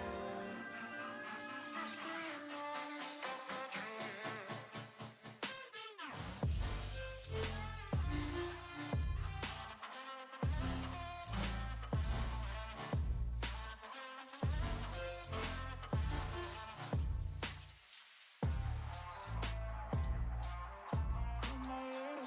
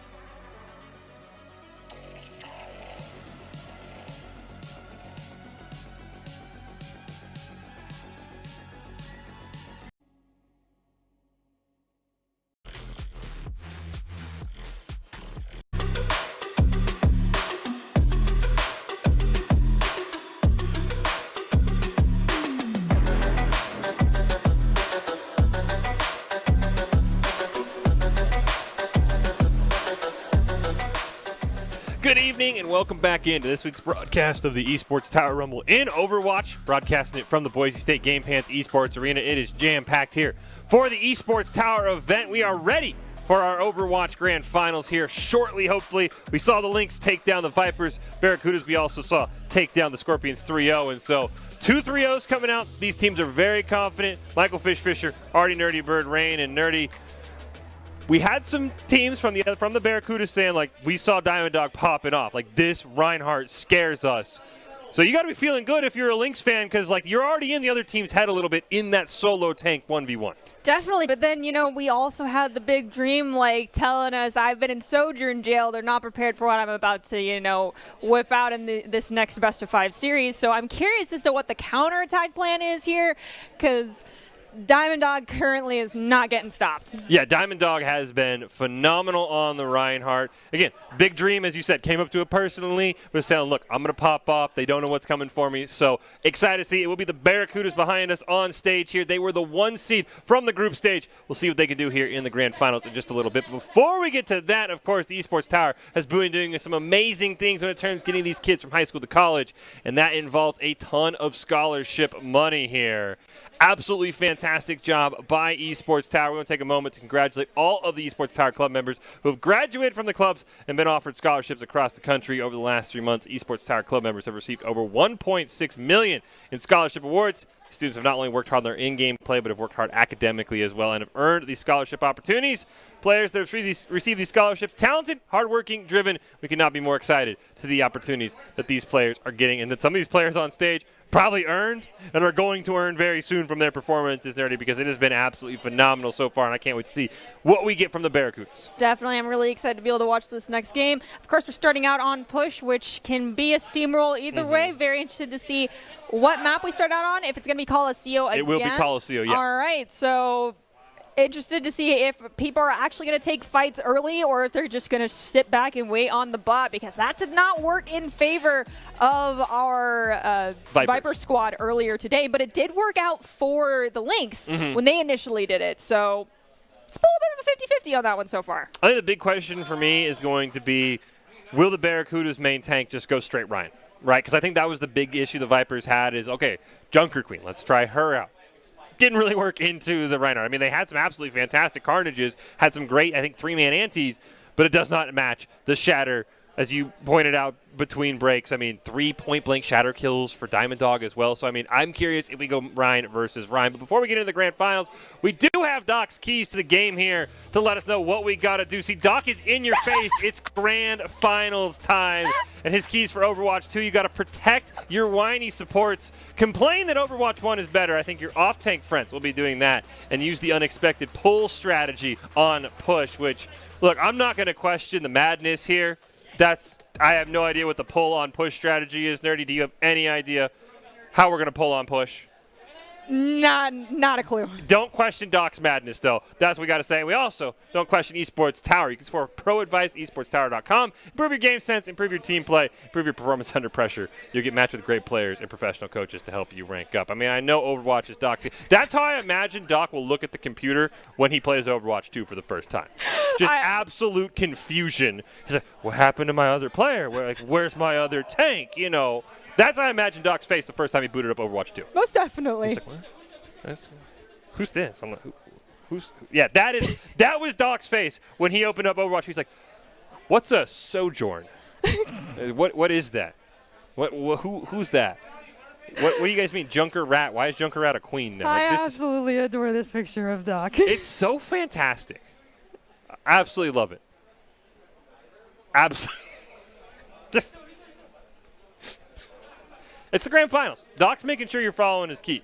I am definitely hearing out Doc's keys. Yeah, Doc is in your face. He's either confused or very serious about your keys. But again, we're getting ready to go here momentarily. Lynx and Barracudas, grand finals, best of 5 here in our Overwatch Rumble. As Nerdy said, we're starting on Coliseum for Push. Then we'll go Escort, Hybrid, Control, back to Push. There's the big dream on stage, getting jacked. He promised us something special. What's your warm-up song? He's clearly got something going there in the background. I can't quite tell based on the quarter of the music video we see, but what is your pump-up song, Nerdy? Unironically, if I'm playing main tank, I actually turn on Makigi Make Me Feel on like loop and turn it all the way up, turn down voice chat, and just like vibe listening to the music. And I use that to set my tempo for my Reinhardt play. It's not a bad. I think honestly, that's the question I'm going to have to ask Diamond Dog. You know, is there a song you get to like tempo out your Reinhardt plays? You mute everyone in chat. Like, I'm just going to shatter because I know we're going to win. Like, yeah. I don't even care. Like, we win the fight, I shatter. So they're getting pumped. They're getting jacked. Again, that is the Barracudas on stage. They were the number 1 seed. They won their semifinal. They earned their right to be up there. They're hyped. I mean, Big Dream even bought up his own chair. He had a chair down in the other room. He's like, look, I'm bringing that chair up on stage. So he looks good. He feels good. And now he's going to play good, right? That's the combination. Look good, feel good, play good. Hopefully. And then hopefully pay good in terms of a scholarship. Yeah. Let's see it. But first, before we get to the grand finals, we got some replays to check out here. How many Shatter replays do you think we'll get? At least 2. I hope so. Let's take a look at our replays. Lynx taking on the Vipers here in our semifinals that we just saw. Hanzo goes low. Andy picking up. And this was our first overtime that we had on Eichenwald here, where minute on the clock capped all 3 points for the Lynx, and then there was a minute and 38 seconds for the Vipers to return the favor. Unfortunately, they could not. It was such a close game, but absolutely amazing. That Hanzo play definitely came in clutch there to close out that round. And you can see here on the attack for the for the defense here on Vipers for the engage. This initial one got so much value, but they did step off the point in the first round. They didn't make that mistake the second time. Yeah, I thought the Lynx just attacking strategy was so strong. They just were in your face. They were working on the point. I mean, as you mentioned, the first time the Lynx attacked, like 96% in one fight. The Lynx just wanted to be the aggressive team. And again, we sell the Vipers short because I don't know if we'll see it. They still got like 5.5 points or 2.5 points in overtime with a minute 38 on the clock, which is absolutely phenomenal. And then this was the Diamond Dog show, though. You see right here, Bonesaw picks up 2 off the Shatter, a pin kill for her as well. And it really was a Shatter into a double Shatter that usually resulted in a double kill for her teammates, and then a pin for the third. And now it's a 5v2. And if Diamond Dog's doing that much, how do you counter it? You got to do something.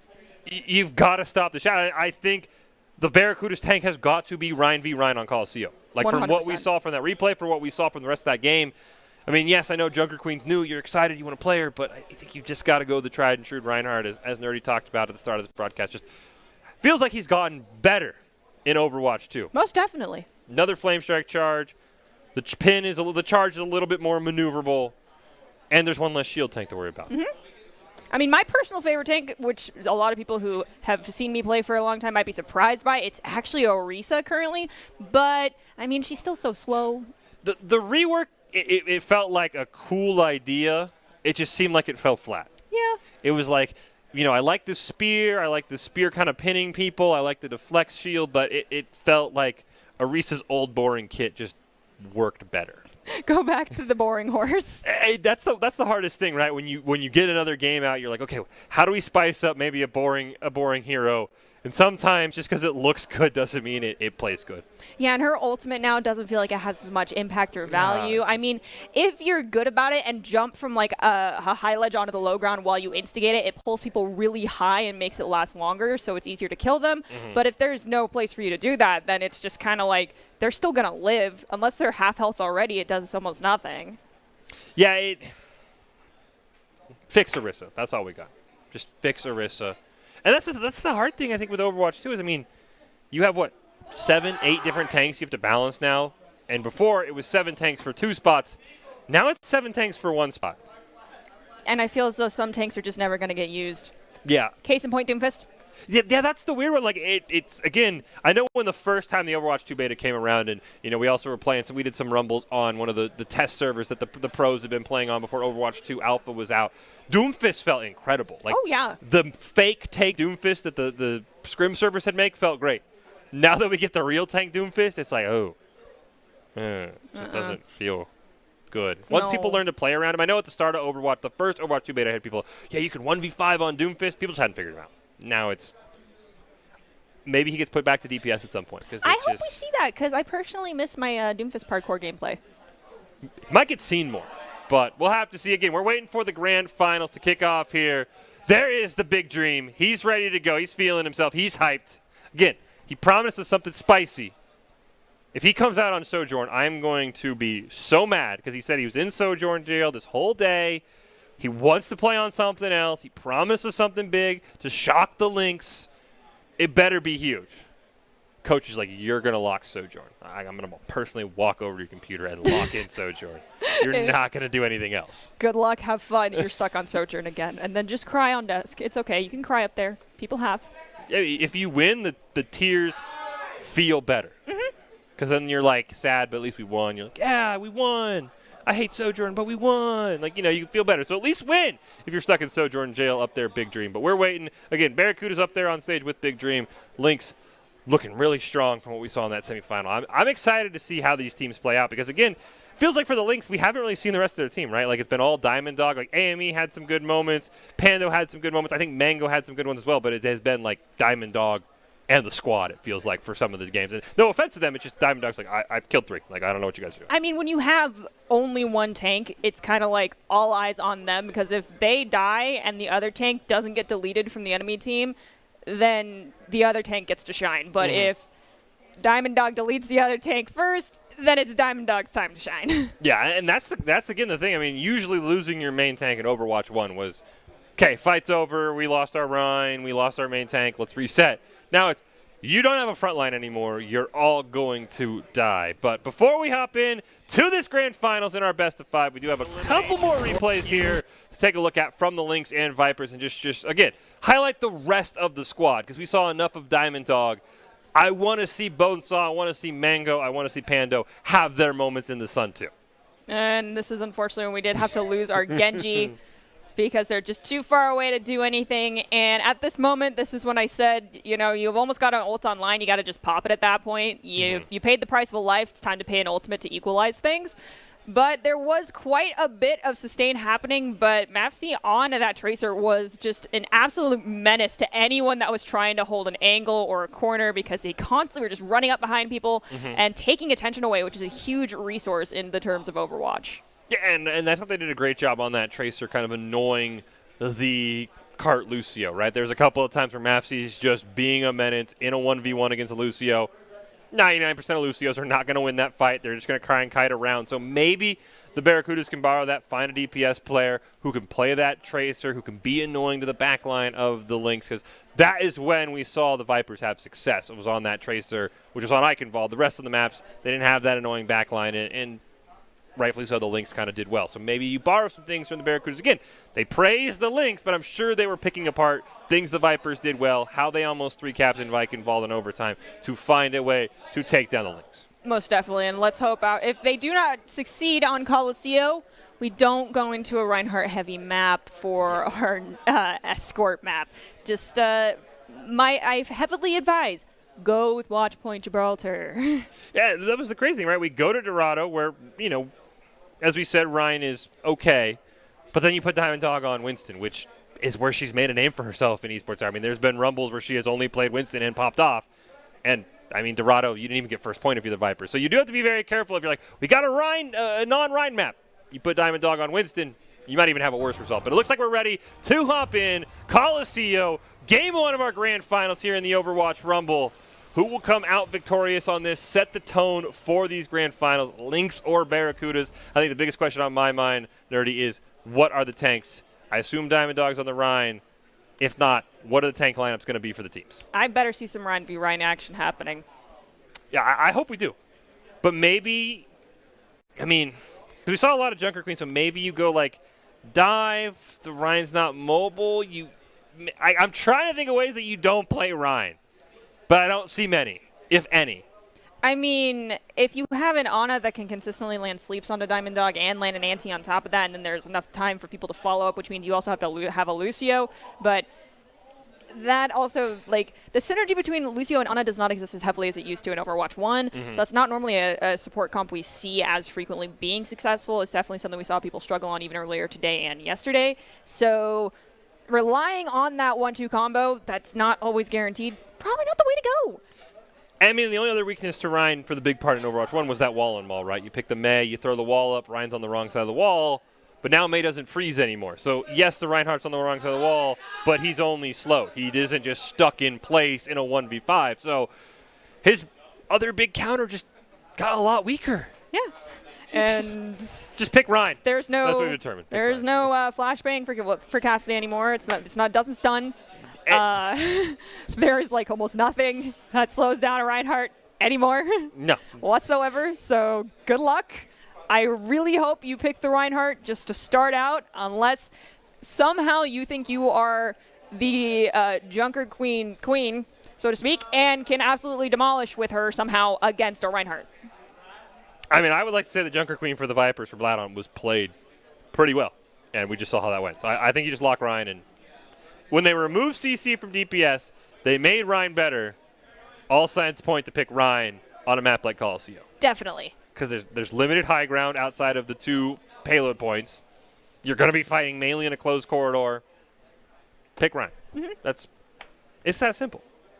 Hold shield, hit shift, kill some people with some shatters, maybe get some fire strike kills, and if you're Diamond Dog, face shatter someone and watch them die instantly. Face shatter one, stun the other, charge kill the third. Yeah. That's the Diamond Dog play. We'll see, again, if the Barracudas can pull that off. Did look like we had a little bit of an issue, but we should be back in the grand finals here momentarily between the Lynx and the Barracudas. Game 1 on Coliseum. Again, at least for you, push from 2CP. A little bit of a fail, but maybe it'll grow on you. I mean, I feel like they're both just as bad as one another. Once you get the push bot far enough, your spawn is so gosh darn far to have to handle it. And then when they're right up against your spawn, just like in 2CP, it is either your team staggering out and there's no way for anyone to regroup, and everyone just dies as the bot slowly gets that barrier up there, or that's really it. Yeah, you don't move. That's what we saw from the Lynx. It was they pushed up, they got in front of their spawn. Maybe the Vipers would win a fight. They would barely make it back to the middle ground, and then they'd lose. The bot's already so far pushed. The one thing for me, for push, the timer feels just a smidge too long. Because when those games get one-sided, like you mentioned, it just feels like we're just waiting the inevitable conclusion of an already lost map. Most definitely. It'd make it 1 point. Because that's the problem. You took away 2CP, but what does push have? 2 CPs. Yes. And it even has a spawn location change. Because that makes sense. We have 2 CP at home. You can't have any. And push, unfortunately, was the 2 CP we have at home. Yeah. I mean, it's so... If the other team does not cap that first point, which is a strategy, like I said, if you feel as though it's going to be very balanced and both people are going to get it, both teams are going to get it relatively close to that first objective, then you don't cap it if you feel like you're equally matched. But if one team gets first point and then gets it to your doorway, no matter how much time's left on that clock, because that robot doesn't just instantaneously teleport over to where your barrier is, you have to walk it all the way over there. It's like 2 fights before you can get that robot over to your barrier. Yeah, and at that point, it's like, what am I doing? Yeah, it looked like for the Vipers, like they had to win at one point like 5 fights in a row in overtime to have a chance to win. And so, as you said, if you you can either hold right in front of that first point or you cap, get it into their spawn, get as far as you can. It makes the other team so much harder. But again, maybe that's why they have the long time limit that I don't like. But it looks like we might be ready to go here. Barracudas and Lynx, we're back. Coliseum, Game 1 of the grand finals here in our Overwatch Rumble. And again, I think all eyes, at least Nerdy and I's eyes, are on the tank lineup once we get to see it. Will it be Ryan v. Ryan? Will it be something else? Give me my Rectangle Man versus Rectangle Man. That is a fantastic call-out. Thank you. Rectangle Man versus Rectangle Man. We also got Maximus versus Zephyrius here. Number 3. That'll be a fun one to check out maybe after this. If you're a big... check out Overwatch lore. Zephyrius is supposed to be another hero that's coming out. Ooh. Maybe a sneak peek, but here we go. We get a sneak peek of Pushbot. And it will be the Rhine for Fulcrum here, actually in for the Lynx. So now we get a chance to see their 6th man and how he'll do on that Reinhardt. But it will be the Doomfist, actually, for Glory. Seeing how this tank works, we'll see if maybe it struggles as much as we talked about, Dirty.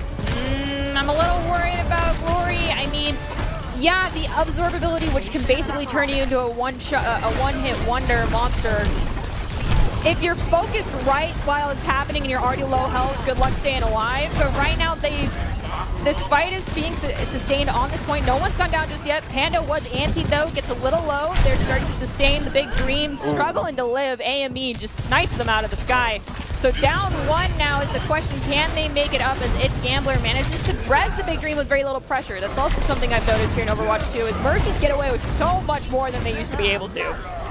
Fortunately for the Barracudas, they lost their other DPS as Avian goes down. Big Dream's going to go down again, and it really feels like the Lynx kind of won the blind lock-in, right? You picked Echo, but you picked it into a hit scan, and AME is absolutely farming right now. He gets a kill onto It's Gambler as well, and we've seen this story before. The Lynx are just going to slowly shove forward. Fulcrum about halfway to that shatter. We'll see if he's able to pick one up, though the Barracudas did quite a bit of damage, Nerdy, so their ult economy is looking pretty healthy. Maybe not this fight, but the one after especially. Not Doomfist almost has Nano. They almost have Doomfist ult as well. Big Dream with Copy. Avian almost a Sojourn ult.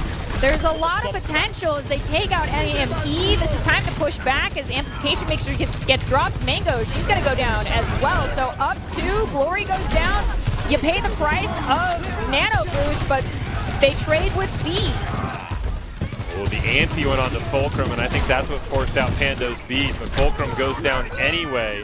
Bonesaw is going to get a kill onto Avian before they get taken down, and after all of that, they get the revive onto Avian, and the Barracudas get a reset, and now they can start pushing pushbot here. Is the Lynx, unfortunately, yeah, just an ante forced out a sound barrier, and that's a big ult used up for the Lynx. Not positive if using that sound barrier then was smart, considering the ults that are about to come up.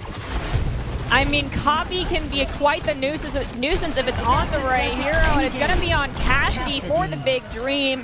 Will they be able to get a Deadeye up, though? They've got no one in their line of sight, so it might just be a wasted ultimate.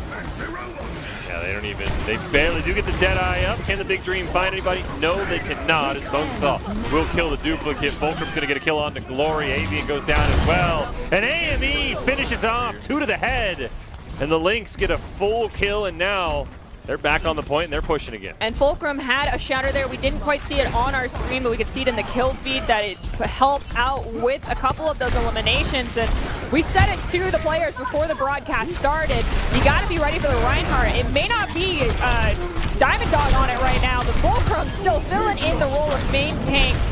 Absolutely fantastic right now. Yeah, gets a kill onto the big dream as well, which is a huge pick. Gonna get another one onto Glory, and Fulcrum doing his best Diamond Dog impression at this point there. He gets a couple of kills. Should get the Lynx to checkpoint 1 here on push. Get a little bit of a contest from the Barracudas. They have fully respawned. Of course, they do have a bit of the respawn advantage since the push bot is so close to them. Big Dream already taken low. The Echo just not working out so far as Avian will go down on the Sojourn. Not Doomfist will fall as well. A couple of trades do come out, but it still favors the Lynx. And point 1 is in their name with 6 minutes on the clock. The big dream, yeah, they picked up Bones up, but they're forced to retreat. Now the high ground control goes in favor of the Lynx yet again. Very similar situation we saw earlier, pushing right up against this spawn door. There's a lot of distance still left to cover, but it's very difficult to start taking angles now if you are looking for the Barracudas to start turning this around in their favor. Oh, the Amp Matrix from Mango into the absolute annihilation of the big dream. But there's the res you talked about, Nerdy. It goes off from It's Gambler, so it's still a 5-on-5. Mango's Immortality Field gonna get drained as well, but keep an eye out for Fulcrum. You see the check mark. What can he do as they trade 1-for-1 Glory for Bonesaw? There we go, Big Dream. There's the duplicate onto the Rhine. Pando goes down. Big Dream can't even build up a shatter in time, though. That Copy just absolutely annihilated by the Lynx. Fulcrum has Shatter online, but unfortunately Big Dream with that damage boost is going to take them down. Not Doomfist also found Mango, so Robot has changed hands. They still got to escort it all the way over to that other barrier. You can see it's only moved 19.13 meters. We're just under the 5-minute mark, and 5 times that amount of distance almost coming out for the Lynx right now. It took the Lynx 5 minutes to get that 103. What can the Barracudas do in the final 5? As we talked about, pushbot just so slow to reset. Deadeye gonna come out here from AME. I see one skull, and he finds one in the kill feed as Avian goes down. Looks like Glory might be the next target. He is able to survive. Big Dream looking for a nice little flank on this Echo. Gets a solid chunk of damage, but nothing more. As finally, him and Glory combine to pick up a couple. Not Doomfist going to add one more, and the Lynx will be forced to reset, and Fulcrum been sitting on the Shatter for a while now. I mean, if you're Fulcrum and trying to think how you can get the most value, Avian has that slide jump ability. It's a little bit irksome. Glory is constantly moving around. Its Gambler's most likely in the air with the Big Dream. So who do you shatter? Well, you're most likely not going to be close to the Ana. So when its Glory gets in your face, it's going to be a one-man shatter, and that's just how it's going to have to be. Hanging onto an ult is just as bad as blowing it on an already won fight. Barracudas finally getting some shove here up to 32 meters with 3:44 on the clock. The Lynx do have quite a few ults to respond with, and there's one of them as Riptire is going to come out here from Bonesaw. Can it find anything is the question. And it doesn't appear to be so. Avian will pop their ult as well, trying to get some headshot. One click there as Glory ends up going down. There's the shatter, Avian and not Doomfist. Countercharge from the Big Dream and Fulcrum. They're going to end up brawling it out. Big Dream is going to lose copy. Its Gambler goes down. And now it is time for things to be turned around. Fulcrum, I am shocked you managed to get more than one in that shatter, but you did it, and that was absolutely amazing. They held onto it for good reason. I mean, forced Glory onto that wrecking ball, which, again, not going to be a great one at blocking these shatters that Fulcrum is clearly just as talented as pulling off.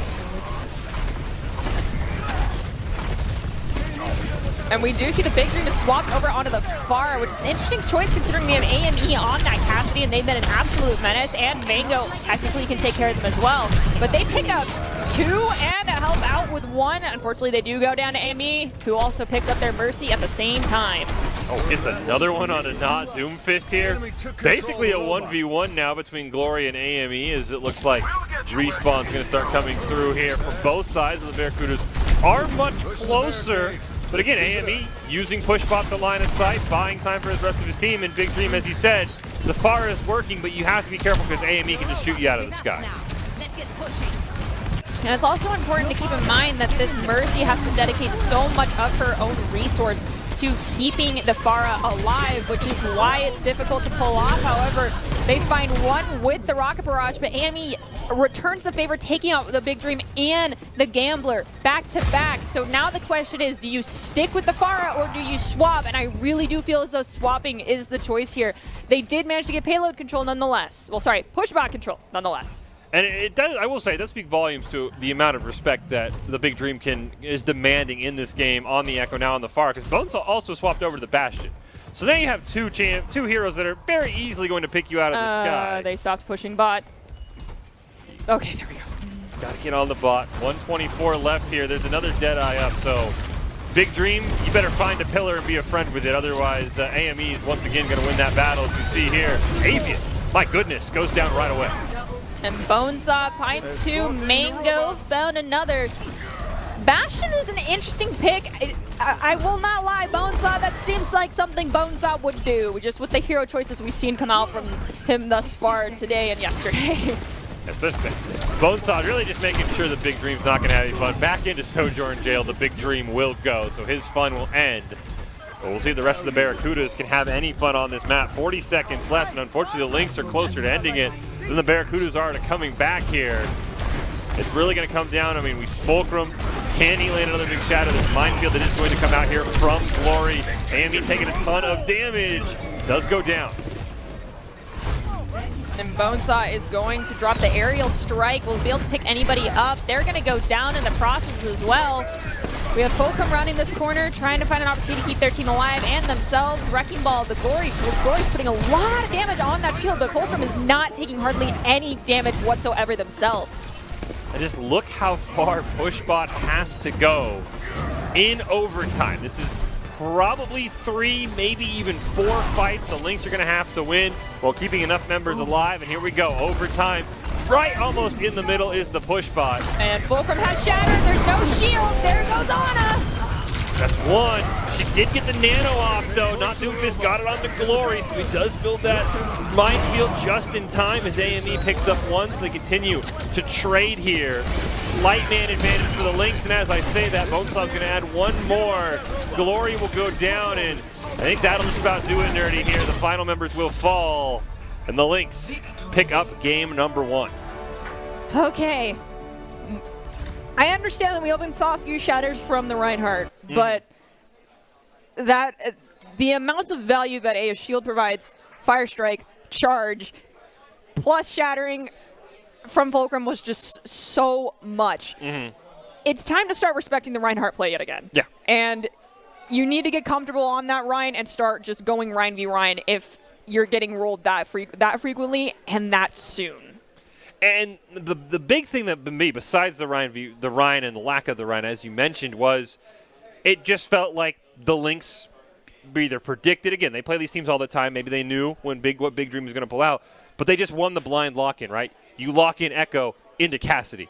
Cassidy's going to win that matchup 9 times out of 10, mainly with the Deadeye, and it just felt like the Barracudas were just too slow to adjust to that comp of, okay, well, we went from the Echo to the Pharmacy, still into a Cassidy, though. And then the Bastion comes out. So, yeah, that's the other thing is Barracudas just need to make sure that comp range is a little bit bigger, because right now it feels like we don't have a Rein, and we're kind of either Sojourn or Echo for the side of the Big Dream. And AME is someone that we have consistently seen locking in this Cassidy, and when you know that AME is going to hit those shots, that means your Mercy has to chronically be pocketing you, and that means they're not really going to be able to add value to anybody else but you. And in Overwatch 1, that was fine. In Overwatch 2, it is not fine.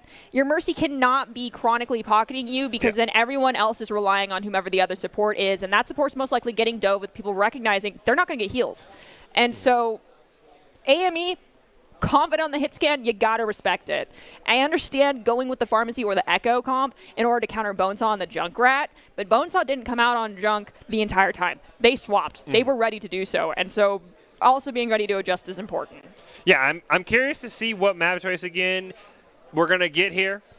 It looks like this is one of our new maps, if I'm not mistaken. Yes, Circuit Royale.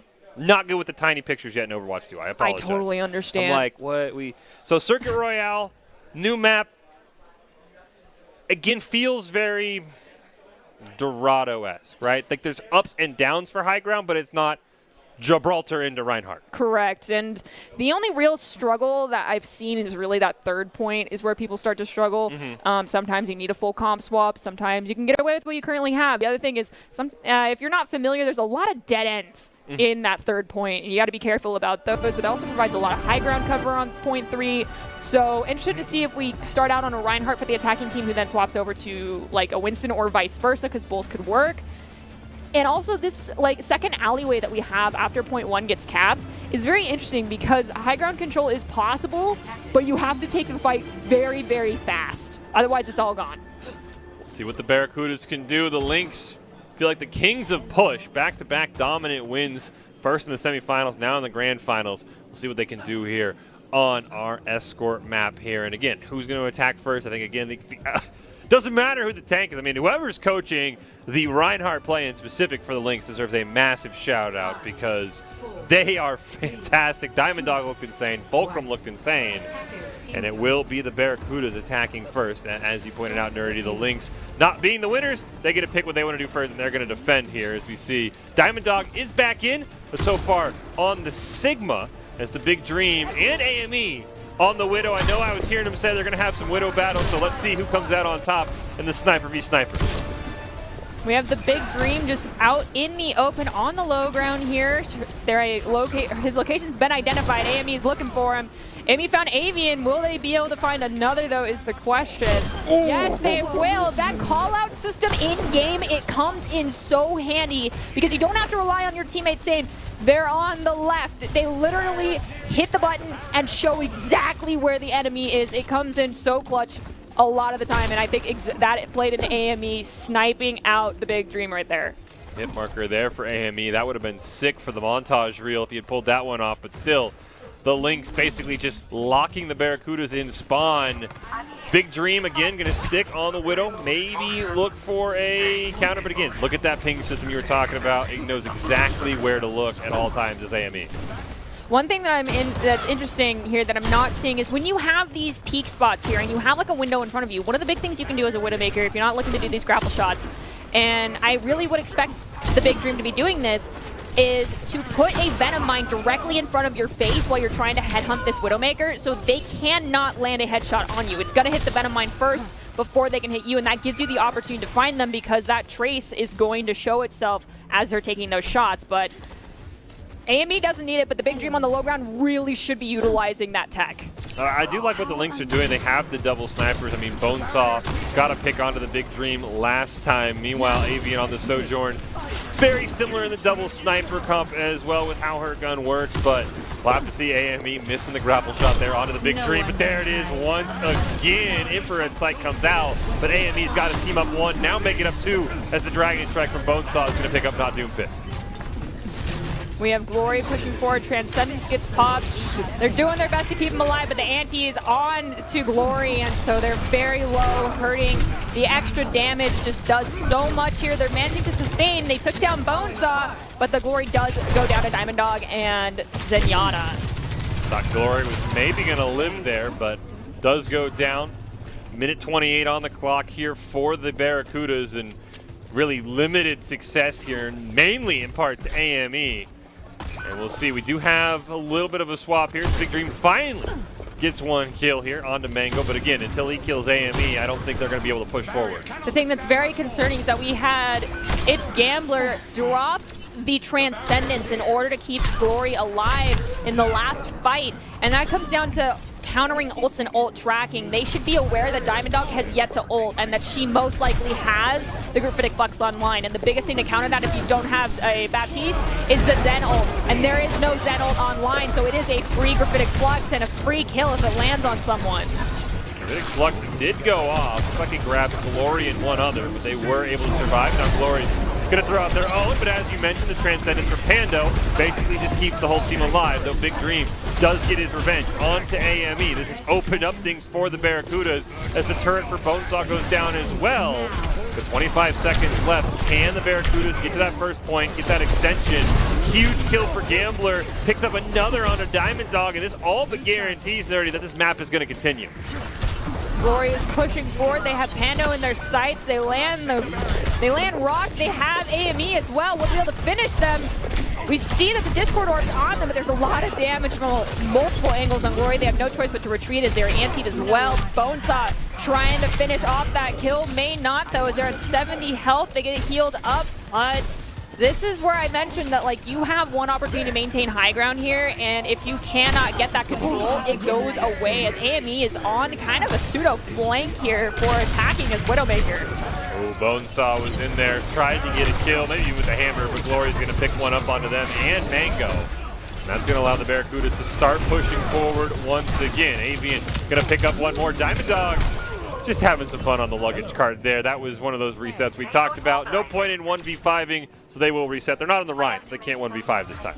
Not at all. And we have Glory coming up with another Graphitic Flux. Pando will be close to their ult if this next fight takes some time to fully engage on.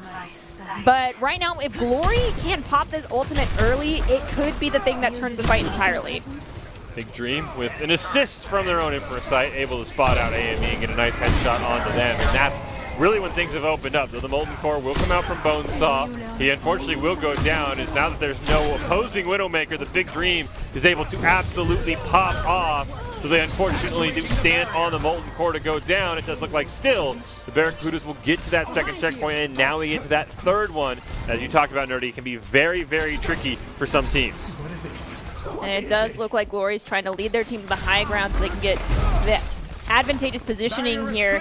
But the thing that is now incorporated in a lot of these new Overwatch maps is that defenders and attackers have access to the high ground almost equally, whereas previously defending teams typically were the ones to have the advantage of being able to reach high ground faster from the get-go. So now that it's equal, it comes down to who is able to capitalize on it to the best of their ability and actually use it rather than just leave it there for someone else to claim. So we're talking about maybe potential swaps to go on if you are attacking, but it looks like it's AME who's going to be the first one to swap now on that Genji. So Big Dream pretty much has full range here as the lone sniper on the map.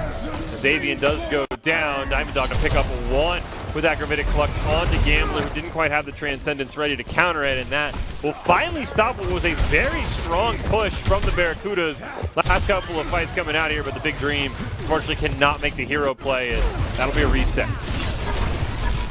And we are going to see that Glory has a Gravitic Flux online again, but Pando is going to have the ability to counter that with the Transcendence so long as not Doomfist does not land an anti on it. That's the big thing when it comes to having that Zenel, is that it's still countered so quickly by an Ana nade. Not being aware of it, not planning to block it, or calling for it to already have been used can be a huge problem. AME launches himself in there onto the Big Dream when, you know, you have the Nano online. You needed that blade to come up, but unfortunately you had to wait it out. Infrasight online for the Big Dream, looking for a flank angle. And again, all eyes, as you mentioned already, maybe on Gambler, has that Transcendence available as well. And AME is going to be kind of that counter here as we start off with the Gravitic Flux from Glory. There is the Nano. Can AME find the blade? But no, he cannot. Oh. I think that should just be point 3 for the Barracudas. I mean, it didn't start out in his favor, but Big Dream kind of solo won that fight with a great headshot onto the Genji. We have Bonesaw trying to solo the best that he can as the poor Torbjorn on point. Glory will find them. AME took out not Doomfist, but AME does also go down, so Barracudas are quite strong. They're right in front of that spawn point. The opportunity to stagger is here, but it seems like the deaths were just a little bit too out of sync, so the opportunity to recontest with the Lynx is just not there. They took the Barracudas a long time. They nearly lost on point 1, but they get all the way there. Only 9.2 seconds on the clock, so probably going to have that 1 minute reset unless the Lynx just blitz through this map. But I will say, AME, first 2 points, pretty much dominated this 1v1 against the Big Dream, but it was that point 3 Widowmaker play and Avian popping off here in our replay that I think really made the difference for the team. I mean, the Big Dream looking phenomenal on this Widowmaker. Absolutely. I enjoyed seeing the Widow duel. It was fantastic. Bonesaw, you have genuinely, you have some serious courage to be like, my team is all dead. I'm going to throw my turret down on the point. Here I am. Let's go. 1v5. 2v5 because they have the turret. Yes, there you go. Even in the odds a little bit here, but let's see what the Lynx can do. Again, best case scenario, if you're a Lynx fan, they can grab overtime. If not, the Barracudas will pull a map off them, and our grand finals will be tied at 1-1. And I'm curious to see if we get a rematch of the Widowmaker Brawl. I bet you we do, because I guarantee you Big Dream afterwards will be like, well, you had those defender sight lines. You know, you had the car, you had the call-outs. I want to see if they run it back and who is able to dominate. I would love to see that myself. Do it. You know you want to. You know you want to. Big Dream, I have to assume, is going to lock in the Widow, just because of how well he played it. Didn't swap off that whole map. As the cars go racing by, the map is warmed up. We are ready to go here. Can the Lynx force us to overtime? Or will the Barracudas win map number 2? And Big Dream still on the Widowmaker, but AME is not opting to stick on that Genji here. We got Diamond Dog on the Wrecking Ball, trying to hop in, pull some damage away from the team, and open things up for Bonesaw and AME. I'm a little worried about Bonesaw because this is a very similar situation to earlier. However, having a Wrecking Ball in combo with a Pharah can be a little bit of a difference maker because it creates a lot more disruption play. But when you've got a Widow, you've got a Sojourn, a Zen, as well as a Baptiste, all looking at your Pharah, you cannot leave them. Yeah, you see there, shield into Immortality Field, back into shield. The Diamond Dog will open things up a little bit with a nice solo kill onto the Big Dream, though, however, she will be taken out by Avian there on the Sojourn. And so far, the Lynx struggling just about as much as the Barracudas did here early on this map. Rounding this first corner has proven very difficult as Bonesaw looking to just get some chip damage onto somebody, but great use of the statue there by Gambler, blocking most of the rockets and most of the damage. I really thought Gambler was going to go off the map when Pharah used one of their rockets. They did not. Now we have Diamond Dog looking to get in. They do have a Discord orb on them. It's after line of sight is broken. It went away for a little bit. Rocket Barrage from Bonesaw goes out, but there's so much damage being pelted onto them. That was a risky play to start anyway. Mango goes down. Amy picks up 2. It looks like Pando might go down as well to Glory. Pando had been able to live. That might have been enough. As he'll take down AME, and now all that's left is Diamond Dog, but the Wrecking Ball will simply just, can Diamond Dog get away? This would be a huge stagger. Fortunately, Glory's not able to kill her, so the Lynx can reset a bit more efficiently. It does look like the Big Dream is going to choose to take this high ground. The rest of the team has dropped down. And we do have the Pharah is now gone for AME. They've recognized, well, for Bonesaw, they have swapped over to the Tracer instead. So if they can find either, with the help of Diamond Dog, both decide to go in onto the Big Dream or onto the Zenyatta from its Gambler, they can search and destroy with that combo. They just have to make sure they're actually syncing up on their engages. Barracudas so far basically just withstanding this push. They did have the Valkyrie come out from Mango. Avian will pop the all here, look for some right clicks to the head, but it might not even matter as Glory is going to pick up one with the Gravitic Pluck onto Mango. It's a huge pick, though. You have to wonder maybe if she planned on swapping, since she did kind of use that Valkyrie out of the blue, and yeah, that was the whole thing. Get the Valkyrie on cooldown, at least get some value out of it. Swap over to the Ana, but there's only 115 left here, Nerdy, and the Lynx have really not made much progress at all besides that one team fight. You're right, they're struggling a bit, but now coming up, unfortunately, Mango, because of the late swap, is going to have a little bit of a struggle to get their ultimate online. So no Nano Blade really for AME this fight. I might have suggested sticking on the Mercy and just damage boosting Genji through that ultimate. But we'll see if the Ana works. Nano Blade, well, Blade has been popped. They almost pick up the Zen, but unfortunately the Big Dream is going to find them first. Diamond Dog did throw down the minefield. Big Dream's going to get a kill onto Bonesaw. And time, I think, unfortunately, is just going to run out here. Of course, the Barracudas did cap this point with about 2 seconds left, but you're sitting at one fight, and it's going to be a rushed fight at that here for the Lynx here. Keep this map alive, Nerdy. If Bonesaw can get this pulse very quickly, which, you know, 14% not impossible. They just got to get some good damage in very quickly, and they go after one of these supports, that could be a big game changer here. Going after its Gambler, if you're tracking the ult, not a good idea. They have Trent, they'll live. Go find maybe the Big Dream, but go get not Doomfist after you force out the immortality. AME went over to the Widowmaker, and Big Dream just has his number. Gets a great kill there. It's a 4v5. Bonesaw, can he find anything as his team's health bars are just very low? Immortality field goes down. They trade 1 for 2 though as Panda and Bonesaw both pick up 1. Pando gonna go down. It's a 3-on-3 on the point as Diamond Dog, AME, and Bonesaw without any healing are trying to keep this map alive for the Lynx. Can they take down the Barracudas? They trade 1 for 1. It's up to AME on the Reaper. He's got to buy time for the reinforcements. He's healing up with the Reaper lifesteal, but it's not enough. So close! The Barracudas barely at least keep that map from extending. They win it, and they tie up our grand finals at 1-1.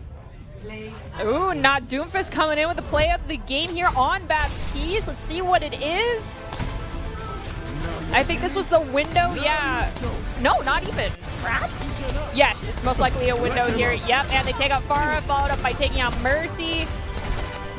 One of my favorite things as a BAP player, when I was very new to him, I always felt horrible using my amplification matrix for myself. But then I had one of our own Boise State players literally thunk me on the side of the head, basically, and they're like, hey, use your ult selfishly. Go get kills with it. Don't try and use it to heal us. And that was the big game changer. And now whenever I see a Baptiste do that, it warms my heart. I love seeing a support player being like, it's my turn to do some DPS.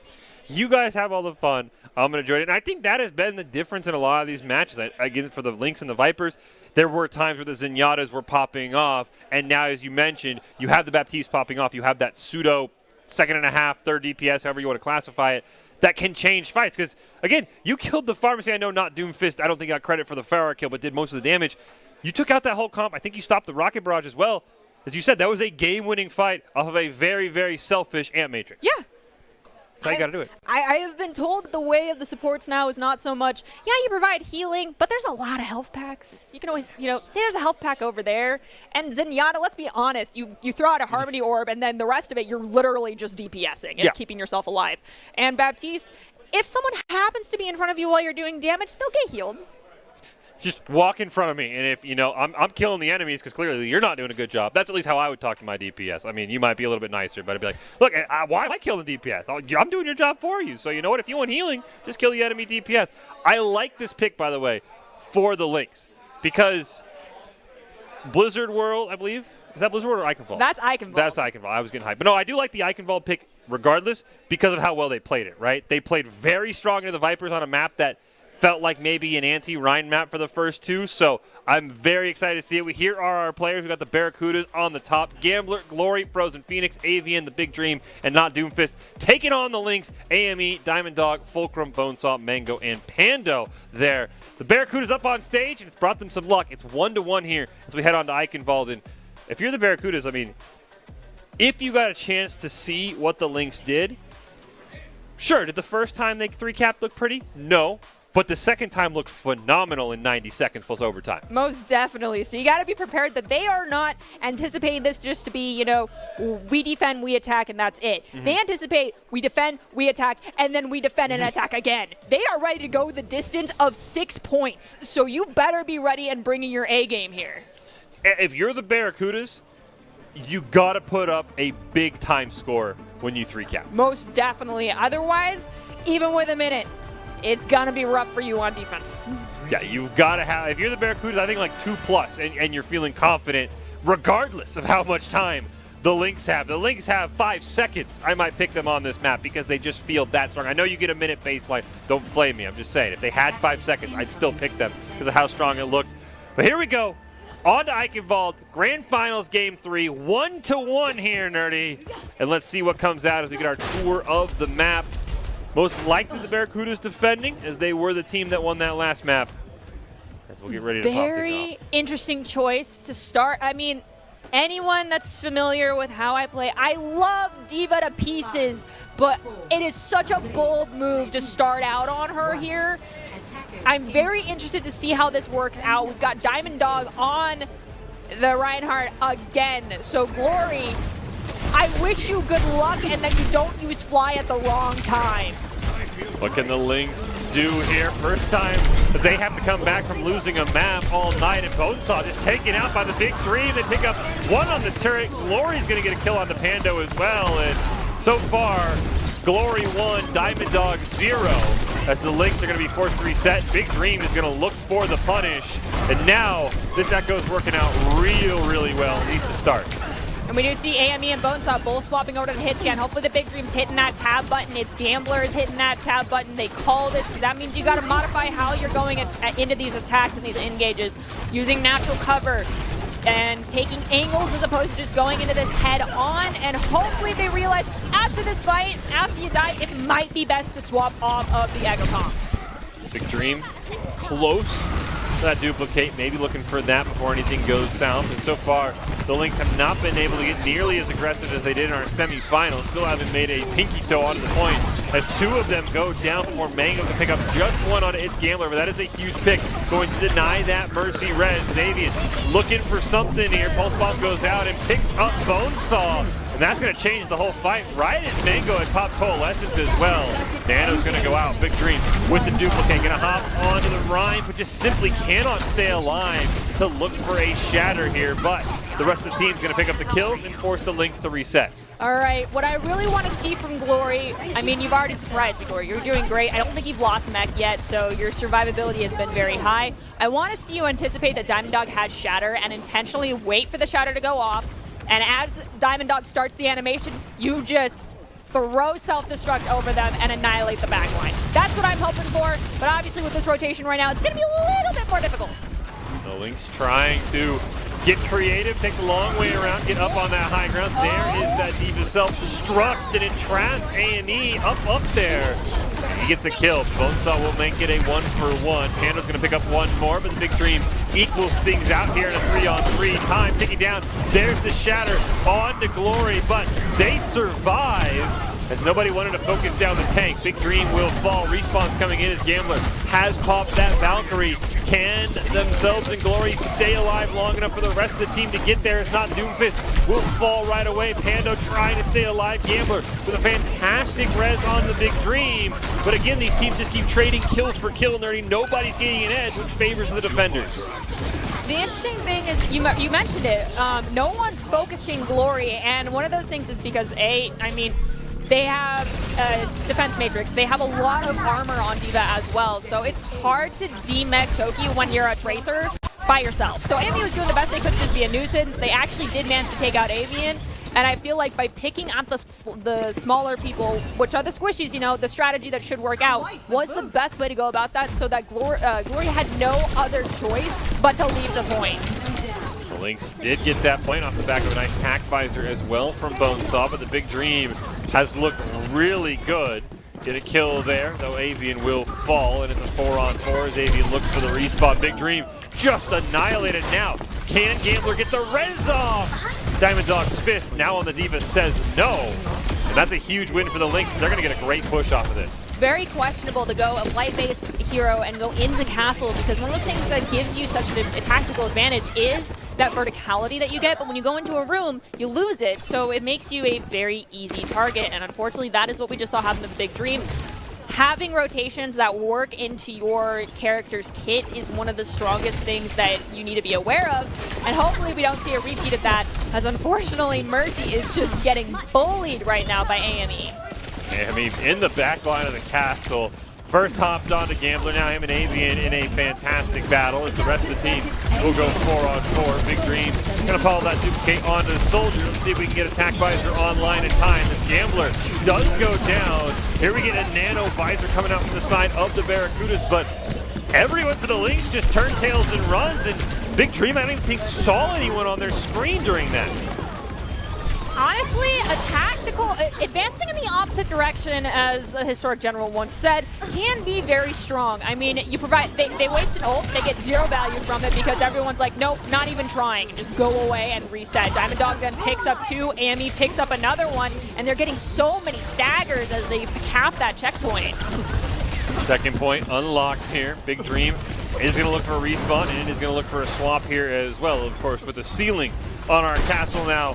As you mentioned, Nerdy, the last thing you want to do on a flight-based hero is intentionally ground yourself. Is Bonesaw maybe looking for a play. Diamond Dog's going to start the fight with an EMP. Tack Visor is going to be the next thing that follows it up. So Glory gets some great blocks to the shield. Bonesaw trying to relocate but can't find anything. As Avian will get an elimination. It's still 1-for-1. These teams so incredibly close. Can AME find a pick onto his support is going to be our big question here, as Mango does go down. Glory with a great flame strike. I really like that Glory has decided to swap over to that Reinhardt since we're in such close quarters. Diamond Dog is sticking with the D.Va. Whether or not that'll work is up to, honestly, how this fight goes. Glory has the advantage. Again, you're in a tight corridor. The flight base of D.Va, the verticality, the movement, just does not work out when there is a rectangle taking up everything in your field of view. Diamond Dog threw out the EMP in that last fight, and I felt like that was like a soft in, right? Like, I want to get my EMP out, please kill me so that I can reset on to a different tank, because now they had to go back and reset themselves onto that Reinhardt, and that's going to cost you time here. So Diamond Dog on the Reinhardt, Glory on the Reinhardt. Who's going to come out on top? The big shatter advantage for Glory is not Doofus. What a spot up there. Gets the Ant Matrix down, gets some boosted damage, and really not a lot the Lynx can do to this Baptiste. I absolutely adore that spot on the chandelier, and if you ever are stuck on D.Va in this corridor, throw your bomb up there because it's borderline impossible to stop the range that it provides with the self-destruct. But since we don't have the D.Va now, Baptiste is free reign up there, and that was huge. Big Dream swapping over to the Reaper, because now we're in stall territory. Can they get this under a minute? Will the Lynx capitalize here? Just taking out so many. Glory with a great shatter, but unfortunately, Diamond Dog shoves them off. A minute and 1 second left on the clock.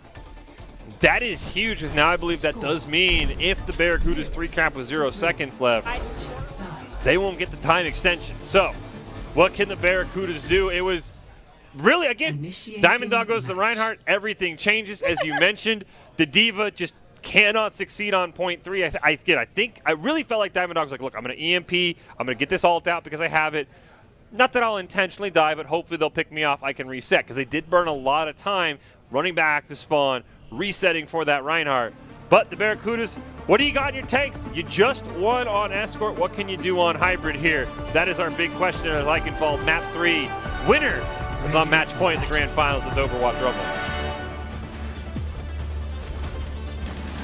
Get a fantastic view of the castle here, courtesy of Maxall being our in-game camera operator. Thank you so much, my friend. And it does look like we're going to have D.Va again on defense coming out first from, I believe that will be Diamond Dog. And instead of returning the favor, we're going to have a Reinhardt starting out for the attacking squad. So that's an interesting choice. Could be a little bit rough considering how much dive I am seeing for the defending team right now. Yeah, feels like that might be a very momentum-based pick, but we'll have to see. They still got time to swap for the Barracudas. We count us down, we play some piano, and we get hyped for game 3. Can the Barracudas get us to overtime? Can the Lynx reestablish their dominance here? And it will indeed be the D.Va versus the Reinhardt. We've also got Bonesaw on that Bastion, so that Reinhardt field is going to be ripped apart depending on where he's set up. Of course, now Bastion can move, and he went for the flank in the... and now he's trapped. Oh no. Bonesaw. I don't know how you lived that long. That was a bold move, my friend. The pick is huge. AME's in there as well. The Tracer's going to have infinite more mobility than the Bastion, even in the new form. And yeah, Bonesaw, maybe looking something cheeky, is going to swap over to that Junkrat now. How will the Barracudas attack? I think Glory needs to get in there and just cause some havoc up on the point. And they're going to do just that. They've anchored themselves onto it. They recognize there's a Tracer trying to do some annoying stuff on the back line. Not Doomfist is going to go down to the Barracuda, so that's a problem. As will the big dream to Bonesaw. Keeping in mind, you've got, after someone goes down, no matter what, you should always be hitting that tab button and recognizing when a swap has happened. Because Bonesaw, I feel like, was a very unexpected, I mean, like, for anyone who's seen Esports Tower, Bonesaw going to Junkrat's not unexpected whatsoever. But in the heat of the moment, that swap can be, and so they were not prepared for Bonesaw to just come out and get, I think, 2, if not 3 picks there, plus already halfway to Riptire in about half a fight. Sneaky, sneaky. The question is, are the Barracudas going to be ready? It's going to be really up to not Doomfist to look for an immortality field. AME, unfortunately, this wasn't fast enough. Oh no! For one, unfortunately, Big Dream got caught on the wrong side of Avian's wall. Wall and mauled by his own team, and that's going to force a reset here from the Barracudas. Really got to be careful about those. It happens almost every time I've seen a Mei, it happens at least once, whether it be Overwatch 2 or Overwatch 1. You wall off a teammate, and you probably paid for it in comps while they pay for it with their life. EMP goes off for Diamond Dog, cannot find anything. Bonesaw just trying to get that spam in. Glory barely over halfway to the Shatter right now, and we've only got 145 left. They've got to start that quick, and oh no! 3-man ante. Here comes the Riptire. Can it find its target? Yes, it can. I feel like that self-destruct from Diamond Dog was interesting. Twice now I've seen them kind of just get, in the words of most people, yeeted. Everyone was inside, so I don't know what the plan was there with that bomb other than to force them to stay in there a little bit longer. I mean, at that point, you could just save it, and as I mentioned earlier, wait for Glory to try and pop an ultimate, wait for the Mei wall to have been used, and wait for an outside rotation and throw it in. So far, I've seen more kills from the self-destructs from Glory than I have from Diamond Dog. They're kind of just a throw it and hope for the best ability, and it's not even being utilized to its fullest extent just yet. Oh no, Big Dream got caught out for the rest of his team. So Ant Matrix goes down, so does the Sound Barrier as well. They don't have their Sojourn for that bonus damage with her ultimate. Not Doomfist gonna go down. So will Gambler. Avian can barely get the Blizzard off before they lose their own life. That is 3 ults blown for 0 progress on the point. We do know that Diamond Dog did just lose Toki, so they have a choice to make. Are they going to int off the side of the map? They will, because there's a fantastic ledge over there, and trying to build back mech in a fight when it's one-fight territory, not worth it. Int off. Your AME is going to buy some great time here, and you're going to be able to get back, especially with how quickly D.Va is able to move. Big Green has ult lead here. Here it gets popped. Isn't going to find anyone, though. It's the question. D.Va's still getting back, and not Doomfist does go down. Huge pick here for Bonesaw, but all eyes got to be on Glory's check mark. Can that shatter get insane value? Because it's got to come out sooner rather than later. Big Green's going to go down. There it is. We go! 3-man shatter. Picks up 2. Oh, they didn't have enough. Oh, that's so unfortunate. They kill the Immortality Field, and the Lynx win the map, go to match point. The shatter, they needed to hit one more, and they probably we're still playing. But you can't complain about a 3-man shatter. Not at all. I love to see it, Glory. I think it might actually be this one. That one is probably going to be our play of the game. Yes, Yeah. It was spicy. Just a little bit too late. I understand you're waiting for the abilities to go down. You took out 2, but then 2 more turned onto you. Unfortunately, it was a great split by the Lynx because, as you saw, Ryan had the shield in front of him and was getting shot in the back. But the Lynx figured it out. I mean, they just forced the Barracudas to be basically walking into traps. AME did a great job of just being a nuisance on the back line. And I'll say the Lynx's defense, they clearly picked something up against the Vipers on how to defend better on Eichenwald, and you can see why they picked that map in a Game 3. Now you're on match point. Yeah, and so the next one I do believe is going to be Control. Yes, Control. So it's going to be a little bit interesting. King of the Hill, something we've dealt with more than once. Typically, it's actually our starting map, so very interesting to see how this one goes. I feel like it's a bit more balanced overall, and we're going to go into Lijiang. Everyone has played this map a disgusting amount, almost as much as King's Row, in my opinion. I feel like it has become the new King's Row because, again, we had Coliseum determined as our first map. Usually, as you said, it's first map Control. I feel like 9 times out of 10, it's predetermined on Lijiang Tower. So, again, might even be the new King's Row, but there's not a fun name. Like Scrimjong Tower. It's hard to make a fun name out of. Other thing is that now, because everything's been swapped over as far as like hours of the day go, Night Market it's called Night Market in the daytime. Yeah, that doesn't. Makes me uncomfortable saying that. It doesn't feel right. I still don't like King's Row in the afternoon either. That's a weird one.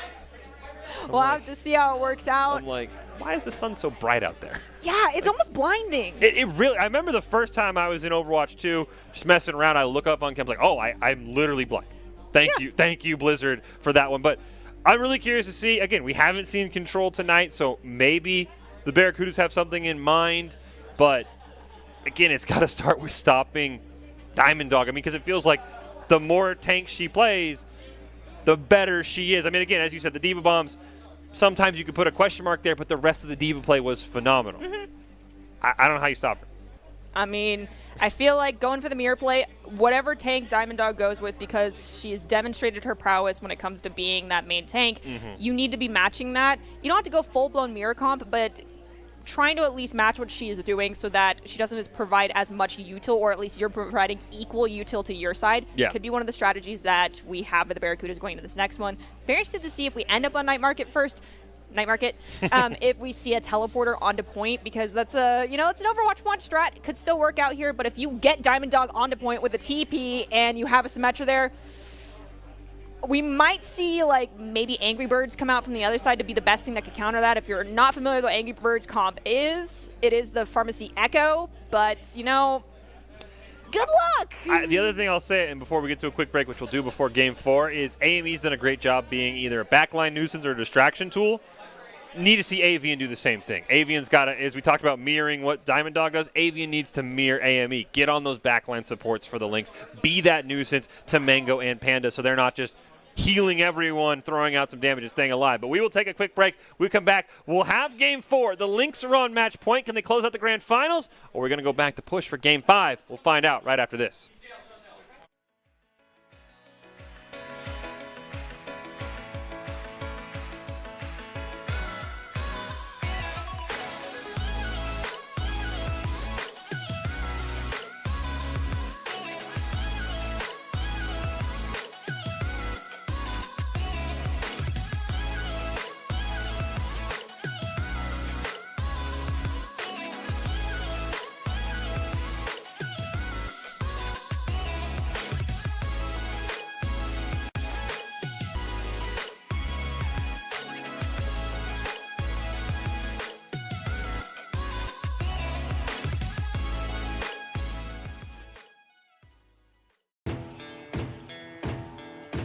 Growing up in Idaho, we have certain rules we live by.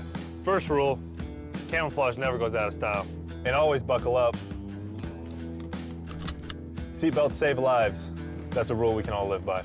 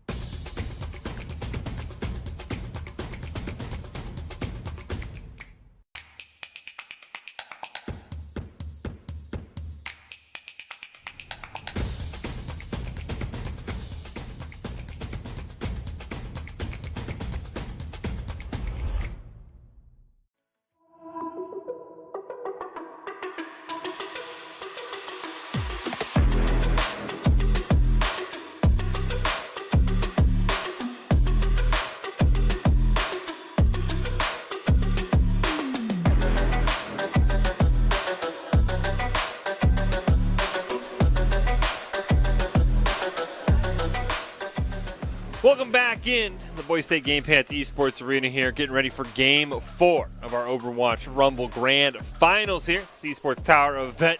Kids are on stage. The Barracudas are ready. The Lynx in the team room looking to wrap this one up. Michael Fisher, Artie Nerdy Bird Rain here calling all of the action. We know we're going to Lijiang on control as we take a look at the players, Nerdy. So what do we expect from these 10 players here in what could be our final map of the night? I expect a lot of big tank plays, and we are starting out on Night Market. Day market. Again, don't know how to feel about it. I'm interested to see what we see pulled out here. Like we mentioned earlier, we could see an Angry Birds, but then you really got to respect the fact that we have AME, who's a very confident hit scan, and Bonesaw, who can also go onto the hit scan. So with that in mind, are you going to go for the Angry Birds just to initially lock down point and then upon your first death swap over? Or are we going to see a teleporter, get your main tank onto the point and sustain there? But in that essence, you do allow for a lot of surround and conquer, and both these teams have demonstrated that they are very comfortable on dive heroes, which play into that surround and conquer style comp. Now, I think the tank matchup, again, I think is going to be the most exciting because it doesn't feel like we have seen Glory win that tank 1v1 yet. And I think that's a big reason why this series has sort of trended in the Lynx's favor. We are okay. We are ready, just like you, Sign. Yeah, we're ready. We're okay. Yeah, we are. Let's see if the observer knows it. We're ready. Here we go. Game 4. You saw it. AME quickly on that Sombra does mean, or the Symmetra, excuse me, does mean the Lynx are going to try and look for some kind of cheeky teleport. I just don't quite see where they put it. It does look like they just used it to initially get out of spawn and then swapped over to the Tracer, which is a strategy that we see on a lot of maps, just to give you a little bit of extra damage. But the Big Dream does take out AME early on. Both teams have that Mercy pocket. I don't expect AME to get res though, since, like I said, they're a fast-moving hero. They don't really need it. They have popped recall though from Avian. Point is locked down, but both these comps, neither one do well in closed spaces, so they have to spread out and push forward. Otherwise, they're going to get surrounded, and that is not what they want. Now, recapping the point is going to be a very hard plan for both these teams as Bonesaw looking for some damage. AME, that's a huge pick onto Gambler. Not only does it take out a support, it denies the res, and it flips the point in the Lynx favor. Actually, a late contest coming in here from Glory, but unfortunately, basically just to die as the mech will go down. So keep an eye on that Baby D.Va, though. AME, maybe forgot about it, taking quite a bit of damage from Avian and that Baby D.Va. Barracudas with a great stall here. Unfortunately, now what we're not seeing is people getting out of this point.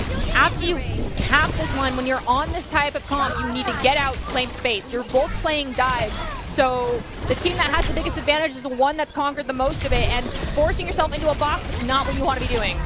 Lynx did flip the point into their favor. How long now can they stall is going to be the question. And looks like, as I say that, those Barracudas will flip it back. Big Dream and Avian going to pick up a pair. And that should allow the Barracudas to hold this point up into that 50% mark with another kill on a Diamond Dog. And they are going to get off the point and start picking up these staggers, exactly what they need to be doing. Bonesaw finds the big dream. They're off the map, so odds of the Reds being popped off here is very slim because you only get a couple of extra seconds to do that now. We do hear Bout get popped. It's not from Mango, going to be from its Gambler. And now Point is going to start transitioning over in favor of the Lynx. Bonesaw putting a ton of damage onto Glory. Is going to pop that duplicate onto the Diva. Try and build up the self-destruct. This one will come out here from Glory. And unfortunately, Bonesaw not able to find much if the copy does get taken out here. And they lost their support as well with Mango going down. Really just a great kind of panic EMP that came out from the Barracudas, and it allowed them to really just kind of dominate that fight. I mean, a lot of people don't understand that when that self-destruct is activated, Diva, it becomes a, what sometimes is referred to as an immortal object, so it cannot be shot through. So Glory using it as a means of cover there was a very strong play. Plus, if anyone decided to try and pressure him, he would have squished them upon remake. 99% for the Barracudas, so they do lose 2 members right away. There's Nancy on the Diamond Dog. She is going to be able to survive. Bonesaw gets 1, and the Lynx, the last possible moment, will flip it back in their favor and look to maybe even things up here at 99%. As far as ultimates go, we've got Pando with that Transcendence. AME has Pulse Bomb. Avian also does, and the Big Dream has that duplicate. So pretty equal on both sides. Pando, not really sure what you intend on using Transcendence to counter, whether it just be sustain after someone takes a lot of damage or to keep yourself alive. I'm interested to see how it works out. Big Dream looking maybe for a sneaky flank here. They do get a kill onto Mango with that Pulse Bomb. The Lynx are going to have to sustain here in a 4v5. So the Big Dream and Avian taken very low. Avian does not have a recall, has 1 dash left in the kit, but will be taken out by the AME Pulse Bomb. Picks up a second as well. They'll take care of the duplicate and Big Dream. Those Bonesaw with credit for the kill at AME. Pretty much keeping the Lynx in this game right now. We do now have self-destruct on line for Diamond Dog. Glory is at 70%. We also have Nano online for not Doomfist Valkyrie almost there as well. Duplicate though for Bonesaw almost up again. So as far as ults go, Barracudas are at advantage. We see an early self-destruct. That actually might pick someone up. Unfortunately, it was popped just a little bit too early, so they could get out of it. It buys extra time in this situation, and now Glory is going to be approaching that self-destruct to engage with. We'll see who uses their ults faster. Nano on to Glory. I think they want this self-destruct for the challenge in overtime. It's Glory, 93%. Can they charge it in time is going to be the question, and the answer appears to be no. The mech goes down at 96. Nano's going to come out from Bonesaw. And I think losing that mech, losing that self-destruct is going to be what cost the Barracudas this map. Overtime ticking down, does get contested, but at this point, we're just going to pad the kill streaks of AME as the Lynx hold on by 4% on that Diva ult. That was very surprising how close that one was. I love to see it. Hopefully it happens again on the next map, whether it ends up being a Garden or going into Control Center. Can't tell based off the sound because it's all the same when you first start. We'll have to wait and see, but someone needs to shut down AME. Yeah, I've got confirmation. It is Control Center. The AME was phenomenal. I mean, there's not really as many flanks as you can pull off on Control as you can on Hybrid and Escort. They're just in your face. Nice cup of coffee, and we are ready to go here. It is match point, map point for the Lynx. They win this one. They are your champions of this Rumble. Can the Barracudas stave off elimination is our question here as we hop in. And we do see Diamond Dog locking in that Reinhardt, fully aware that that is the pick to go with. Glory does the same. However, the DPS that have been chosen have different advantages. We got Main Junkrat coming in for the Barracudas, so their goal is to lock down White Room here, whereas the goal for the Lynx with that Thornyarn and AME was surround and conquer, take over point, and it's working out in their favor. If you're getting attacked from 2 sides, a single shield cannot stop it. Lynx take full control. They'll cap the point as well as soon as it unlocks, and now AME, we talked about these flanks, looking for an interesting angle, so they do get found out. And it will be a retreat, but after winning the first fight, the ults much closer for the Lynx than they are for the Barracudas. This will be a tough fight. Some of those ultimates start coming online. Glory, though, is closer to their shatter than Diamond Dog. The Big Dream found Bonesaw's turret, so thankfully that goes down. A fantastic charge from Diamond will force the Immorts from both sides to get dropped. Diamond goes down because of just how much damage Avian was able to push forward. Avian finds another one. The Big Dream finds one. Unfortunately, AME, I think their ultimate is just going to be used to make people a little bit scared, but they can LOS it quite easily. So Barracudas also won that fight into an Ant Matrix from Mango. Fantastic job as they flip it in their favor, and now we get every Reinhardt's favorite dream. Shatter v Shatter battle. Who will blink first? Whose shield will have a momentary lapse in judgment? As the Big Dream going to set up now on the Junkrat. And Matrix is going to come down here from not Doomfist. They get a great kill on the Pando. Shatter going to come out from Diamond Dog. Fully blocked here as Bonesaw gets the hammer kill onto the Big Dream. You hate to see it if you're a Barracudas fan. I actually told people that if I saw another hammer kill, I probably was going to rage on the desk. But I'll give that one to you, Bonesaw. Stop. They want it so bad. And we also see Bonesaw has their Molten Core online. Pando also very close to the sound barrier. It's Gambler close, but a little bit further. AME is swapping, did swap over to Widowmaker. Interesting to see how that works out. Avian has their ult online. The only thing that's really going to survive, that's going to help people survive, is Pando's Leap, but it's not going to be online until almost the end of the ult. Blizzard and Molten Core do come out. 1-for-1 trade. Big Dream does go down. Mango will fall as well as her immortality field could not keep her alive. But it kept the rest of the team alive, and now Diamond Dog beats Glory to the Shatter by over 60%. That is a huge one. And there's the Shatter. It lands onto 2. Avian is dead. Glory has to run away. And the Lynx unfortunately lose Diamond Dog even on the back of her Shatter. That is huge for the Barracudas. They pick up AME and Bonesaw shortly thereafter. The re-engage is going to be coming from the Lynx. I don't fully understand the choice to go with AME here on the Widowmaker. Yeah, they're swapping over to Cassidy. And one thing to note is that when you swap heroes, you do keep your ult charge now on DPS, which is why it's not decreasing. It's a little strange, but it works. Pando's going to go down to a fantastic Fire Strike, and just now being able to claim so much space. There's a wall, there's a charge, down goes Mango, counter charge. Say goodbye to both your Reinhardts because they are going back to the spawn. AME off the back of that does get a kill onto the Big Dream. Unfortunately, that means the Lynx are not going to have Diamond Dog when they look to contest this point in overtime.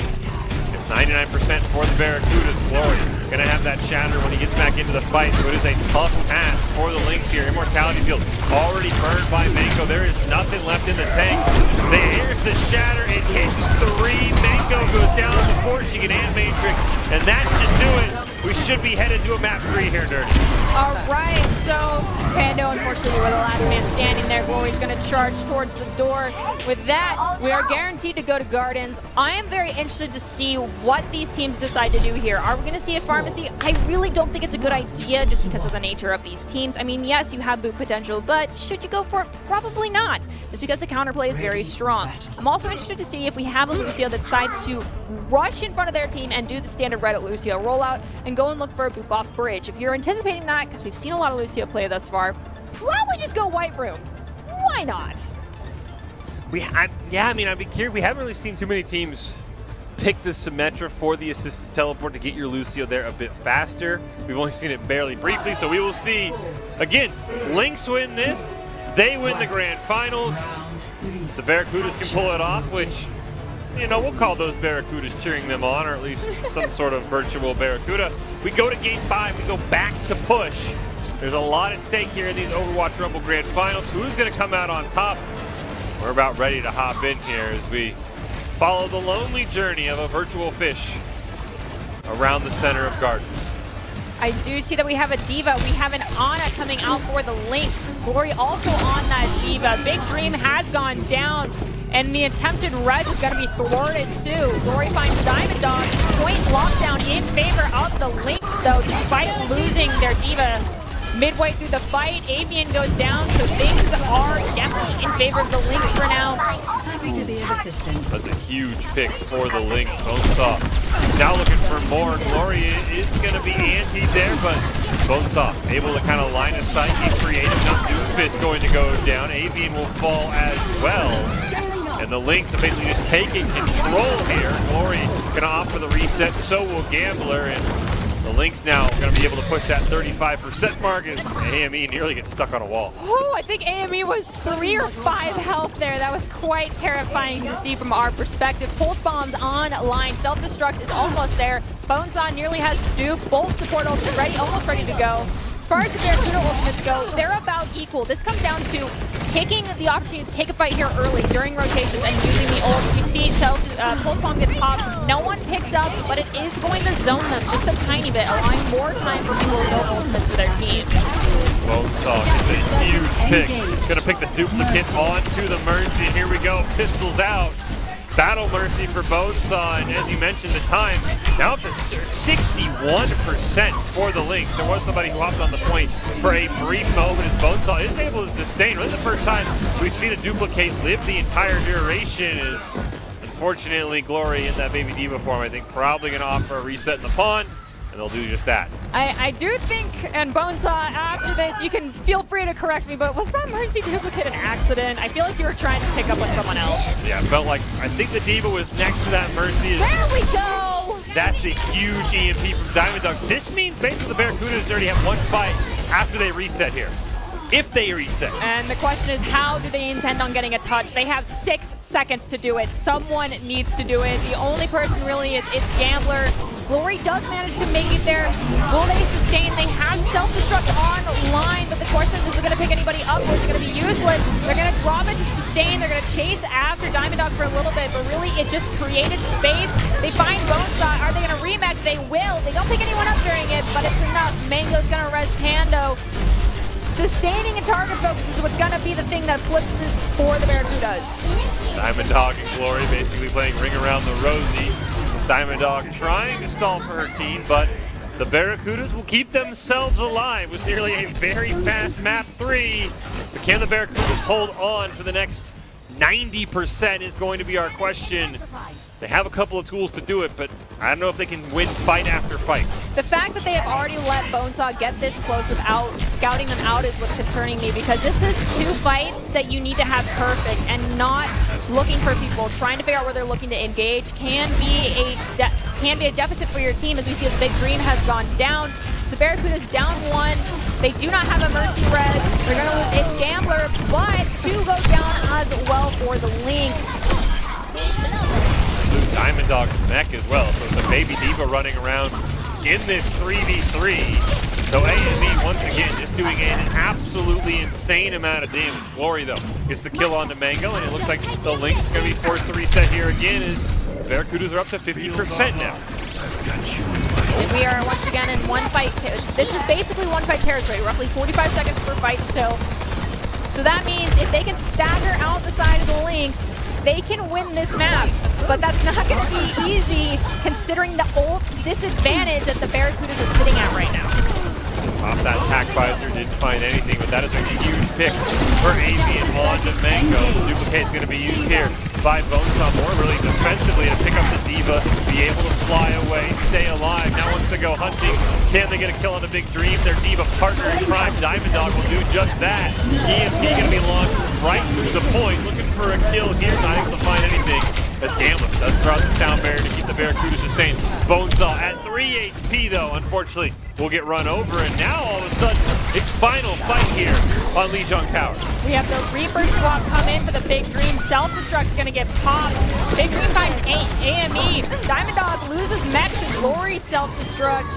99 and 99, 2 people on point for the Barracudas. That might be it. I do believe it is. Pando's gonna try, but can't make it in time. And with that, the Barracudas will close out Lijiang Tower with the victory. The Barracudas force a game 5 here in the grand finals. It was scary, 99-0 at one point on map 3 on Lijiang on Market, but they hold on. Glory picks up our play of the game, just swinging that hammer around, and it's push to decide our Overwatch Esports Tower Rumble champion. Very interested to see what map we get. This is our first time seeing a second push map. Yep. So far, so it's definitely not going to be Coliseum. At the end of the day, we'll have to wait and see. But if it's a map that favors a Reinhardt, Glory, you better be going Reinhardt. Yeah, Glory's going to have his work cut out for him if it's a map that favors the Reinhardt. I 100% agree. And I'm curious because I think the one thing that is really lacking on control, and you could feel it, was AME just because of the nature of the map. Can't get as many flanks, right? You're attacking a central objective. If you push forward and get caught, you're going to kind of get just either burned out, the other team's going to retreat to spawn. How will the Barracudas handle the AME flanks as well is going to be a very, very big question because that control was neck and neck. I'm really curious to see what push map we get picked, as you said. Toronto? Yep, it is Toronto.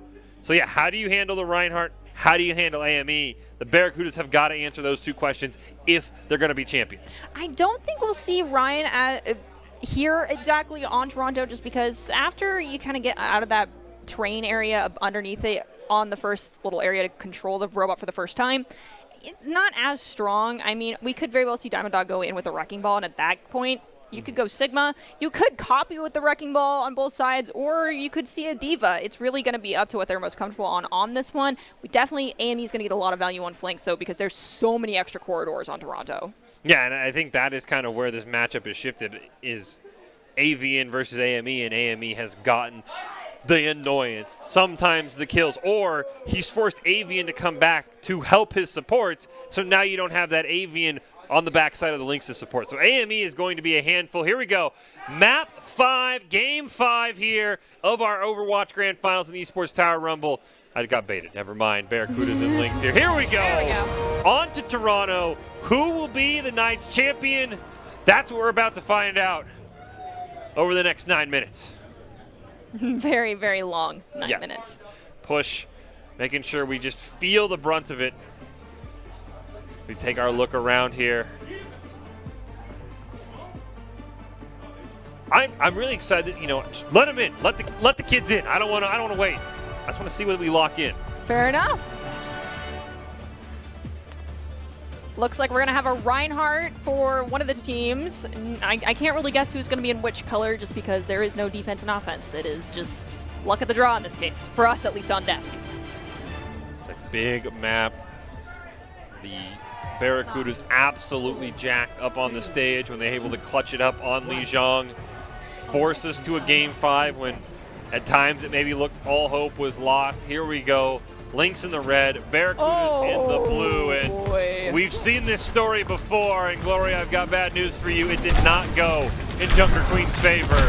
Can Diamond Dog have her pop-off moment once again in Game 5? That's what we'll find out here. So far, a lot of damage going out onto the Lynx, but it's not Doomfist, the first one to fall. A great stun onto Glory, and they go down as well. Diamond Dog picking up 2, and Diamond Dog's gonna dunk on Junker Queen all night. You got to keep in mind the way the map itself is laid out and how that plays into your tank's play style. There is just where you have to take these fights. If you do not have a shield, you're forcing your team to take natural cover, and because of where everything's located here, it's not that easy on that first engage to use natural cover to do damage because the other team can choose to just be behind it as well, and at which point no one's doing anything. Glory is forcing their team to front life with them, whereas Reinhardt from Diamond Dog allows AME to back off, allows Bonesaw to back off, and that provides so much extra value. Good not Doomfist and Glory. Brick Dream as well. Avian's just gonna fall. It's a red bloodbath in the kill feed. Gambler goes down. It's a team kill for the Lynx, and they are in complete control so far on Toronto. Diamond Dog is going to be the first one with an ultimate coming on the line in the form of that Earthshatter. Glory's at 66 on that ult. They should be able to get it during this fight if they live long enough. They have a Break Lucio combo, which can be strong, but that really heavily relies on not Doomfist getting that Inspire value up, which is difficult when you're frontlining and you're the only shield for your team. Mango has Coalescence. We could see that to either sustain Diamond, or as Diamond drops Shatter, Mango drops Coalescence and plays cleanup crew. We're going to start with a Riptire here from Bonesaw. Not able to find anything, but Glory will go down. Diamond Dog picks up another one. She has taken over Game 5 for the Lynx, and there almost on the verge of just straight out winning this map here very early on. We could see Bonesaw pinged the Big Dream on that Sojourn flank. I mean, like I said, there's a lot of corridors here to do some flank action, but you got to make sure you don't get spotted because it's an easy thing to fix. Now we hear Coalescence go off. Gotta love that visual bug that happens to Overwatch no matter how old the game gets. They will pick up the Big Dream. Bonesaw managed to get that kill, and now that push bot is insanely close to that spawn point. Diamond Dog looking for a sneaky charge. I see you, honey. It's go time. Last chance for the Barracudas. They can even get there in time. There's the charge you're talking about. Locks him in the spawn. Glory's able to make it there. Does have the Carnage. Sound barrier is going to come out as well, but it might not even matter. Pando's got his own sound barrier in return. Not Doomfist is going to go down. Avian going to pop the Dragon Blade. He's got to find something. He gets one. Bonesaw goes down. He picks up a second on the Diamond Dog. And Avian, the last possible second, has kept the Barracuda's small chance alive as Pushbot runs for the reset point. Avian, I hope that the way that the code of this game works chooses that as the play of the game, because that was such a clutch ultimate that you just managed to pull off. You were the last bastion, you had very little health, and you clutched it for your team. Nicely done.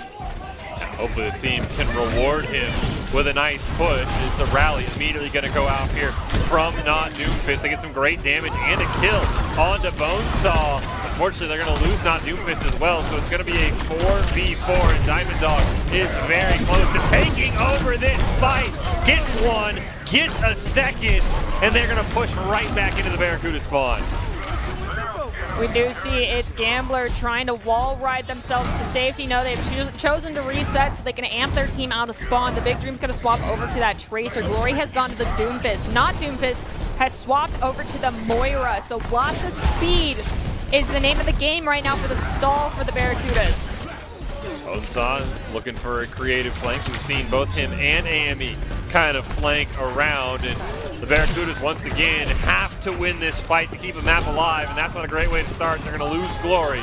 AME will go down, and this is a rip tire that is going to make or break this fight. Unfortunately, it will find nothing but air, but who cares when Mango and Diamond Dog are soloing on the point. There's one member left. It's Gambler. Glory has respawned. What can the Doomfist do? It's nothing, and the Lynx are your champions here. Feels like a hashtag Rhine difference there, Dirty. Yeah, Diamond Dog's going to get the Reinhardt play of the game here. There's a lot of fantastic shatters. Very interested to see what it is. And it's going to be the one that turned everything back around after we had that fantastic Genji ultimate. The Shatter takes down one at point blank and two more shortly thereafter. So congratulations, Lynx. A very well played grand finals, 3-2. You can't ask for much more than that. And the one thing that you're going to have to do when you get into Overwatch 2, if you're these esports tower teams or really any team, is figure out the new map. And on push, not only did the Lynx go 3-0 tonight, they dominated. I don't think they lost a single checkpoint in 3 games. Absolutely phenomenal. Of course, if you want to improve your game sense, improve your team play, improve your performance on push, or anything Overwatch, Valorant, or Rocket League related, make sure you check out Esports Tower at esportstower.com. Phenomenal effort by the Lynx. A huge congratulations to them, though I don't think the Barracudas can hang their heads at all. They took it to a Game 5. Lock in Reinhardt. Yes. And maybe that whole map, whole series goes differently. Glory just had to do it. Now, we have the player of the game. Usually, I pose it as a question, but I feel like unless you've got a different suggestion, you're already shaking your head no, I don't think there's any disagreement here on the desk on who it's going to be. Diamond Dog? Yep. Yep. Maybe you can argue for AME. I'd hear that argument out, but it feels like it was Diamond Dog Diff Night, honestly, up on the stage. There's no argument coming from me on that one. Let's see who it is. Who is our Idaho Central Credit Union player of the game? And It's it will actually be AME. Again, I'd buy that argument. Yeah. We only give suggestions. I'm sure everyone here has heard us say that plenty of times. We give suggestions. We're not the end-all, be-all decider of this. Replay player clearly is a DPS man. Yeah. I'll put it that way. There's no question about that Yeah, they're one. DPS main for sure. And again, this is no shade to AME, but there were just maps where it felt like nobody, not the Barracudas, not the Vipers, had an answer for Diamond Dog. But a big congratulations to you, AME, because, of course, you can't 1v5 in Overwatch. He's the player of the game, which is brought to you by Idaho Central Credit Union. He's a great player, makes the team more successful. It's like Idaho Central's helping members achieve financial success.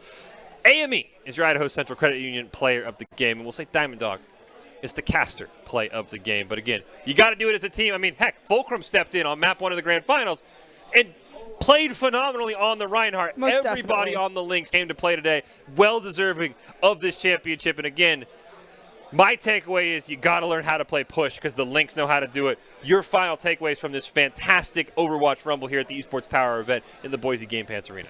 2 things. 1, Diva Bomb can be used as more than just a zoning ult. Take it from someone who has over 1,000 hours on Diva.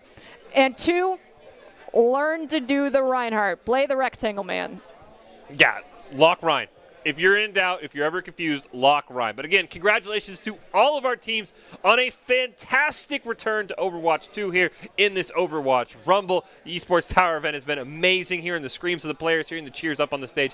Absolutely phenomenal. And again, a big congratulations to the Lynx. They are the champions. We'll see if they're able to hold on to this Overwatch 2 crown as we keep going. That will close it out for us. Make sure to tune in for more Overwatch content coming up later this week or next week. We'll finish it out with our top 5 presented by the Idaho Army National Guard, who invites you to take your impressive critical thinking skills into real time. More than 10 jobs offering a $20,000 bonus and your degree of choice paid for. The Idaho Army National Guard is one of the best teams out there. Big shout out to the Lynx and everybody in the Esports Tower program. And here are your top 5 from the Lynx win in our Overwatch Rumble.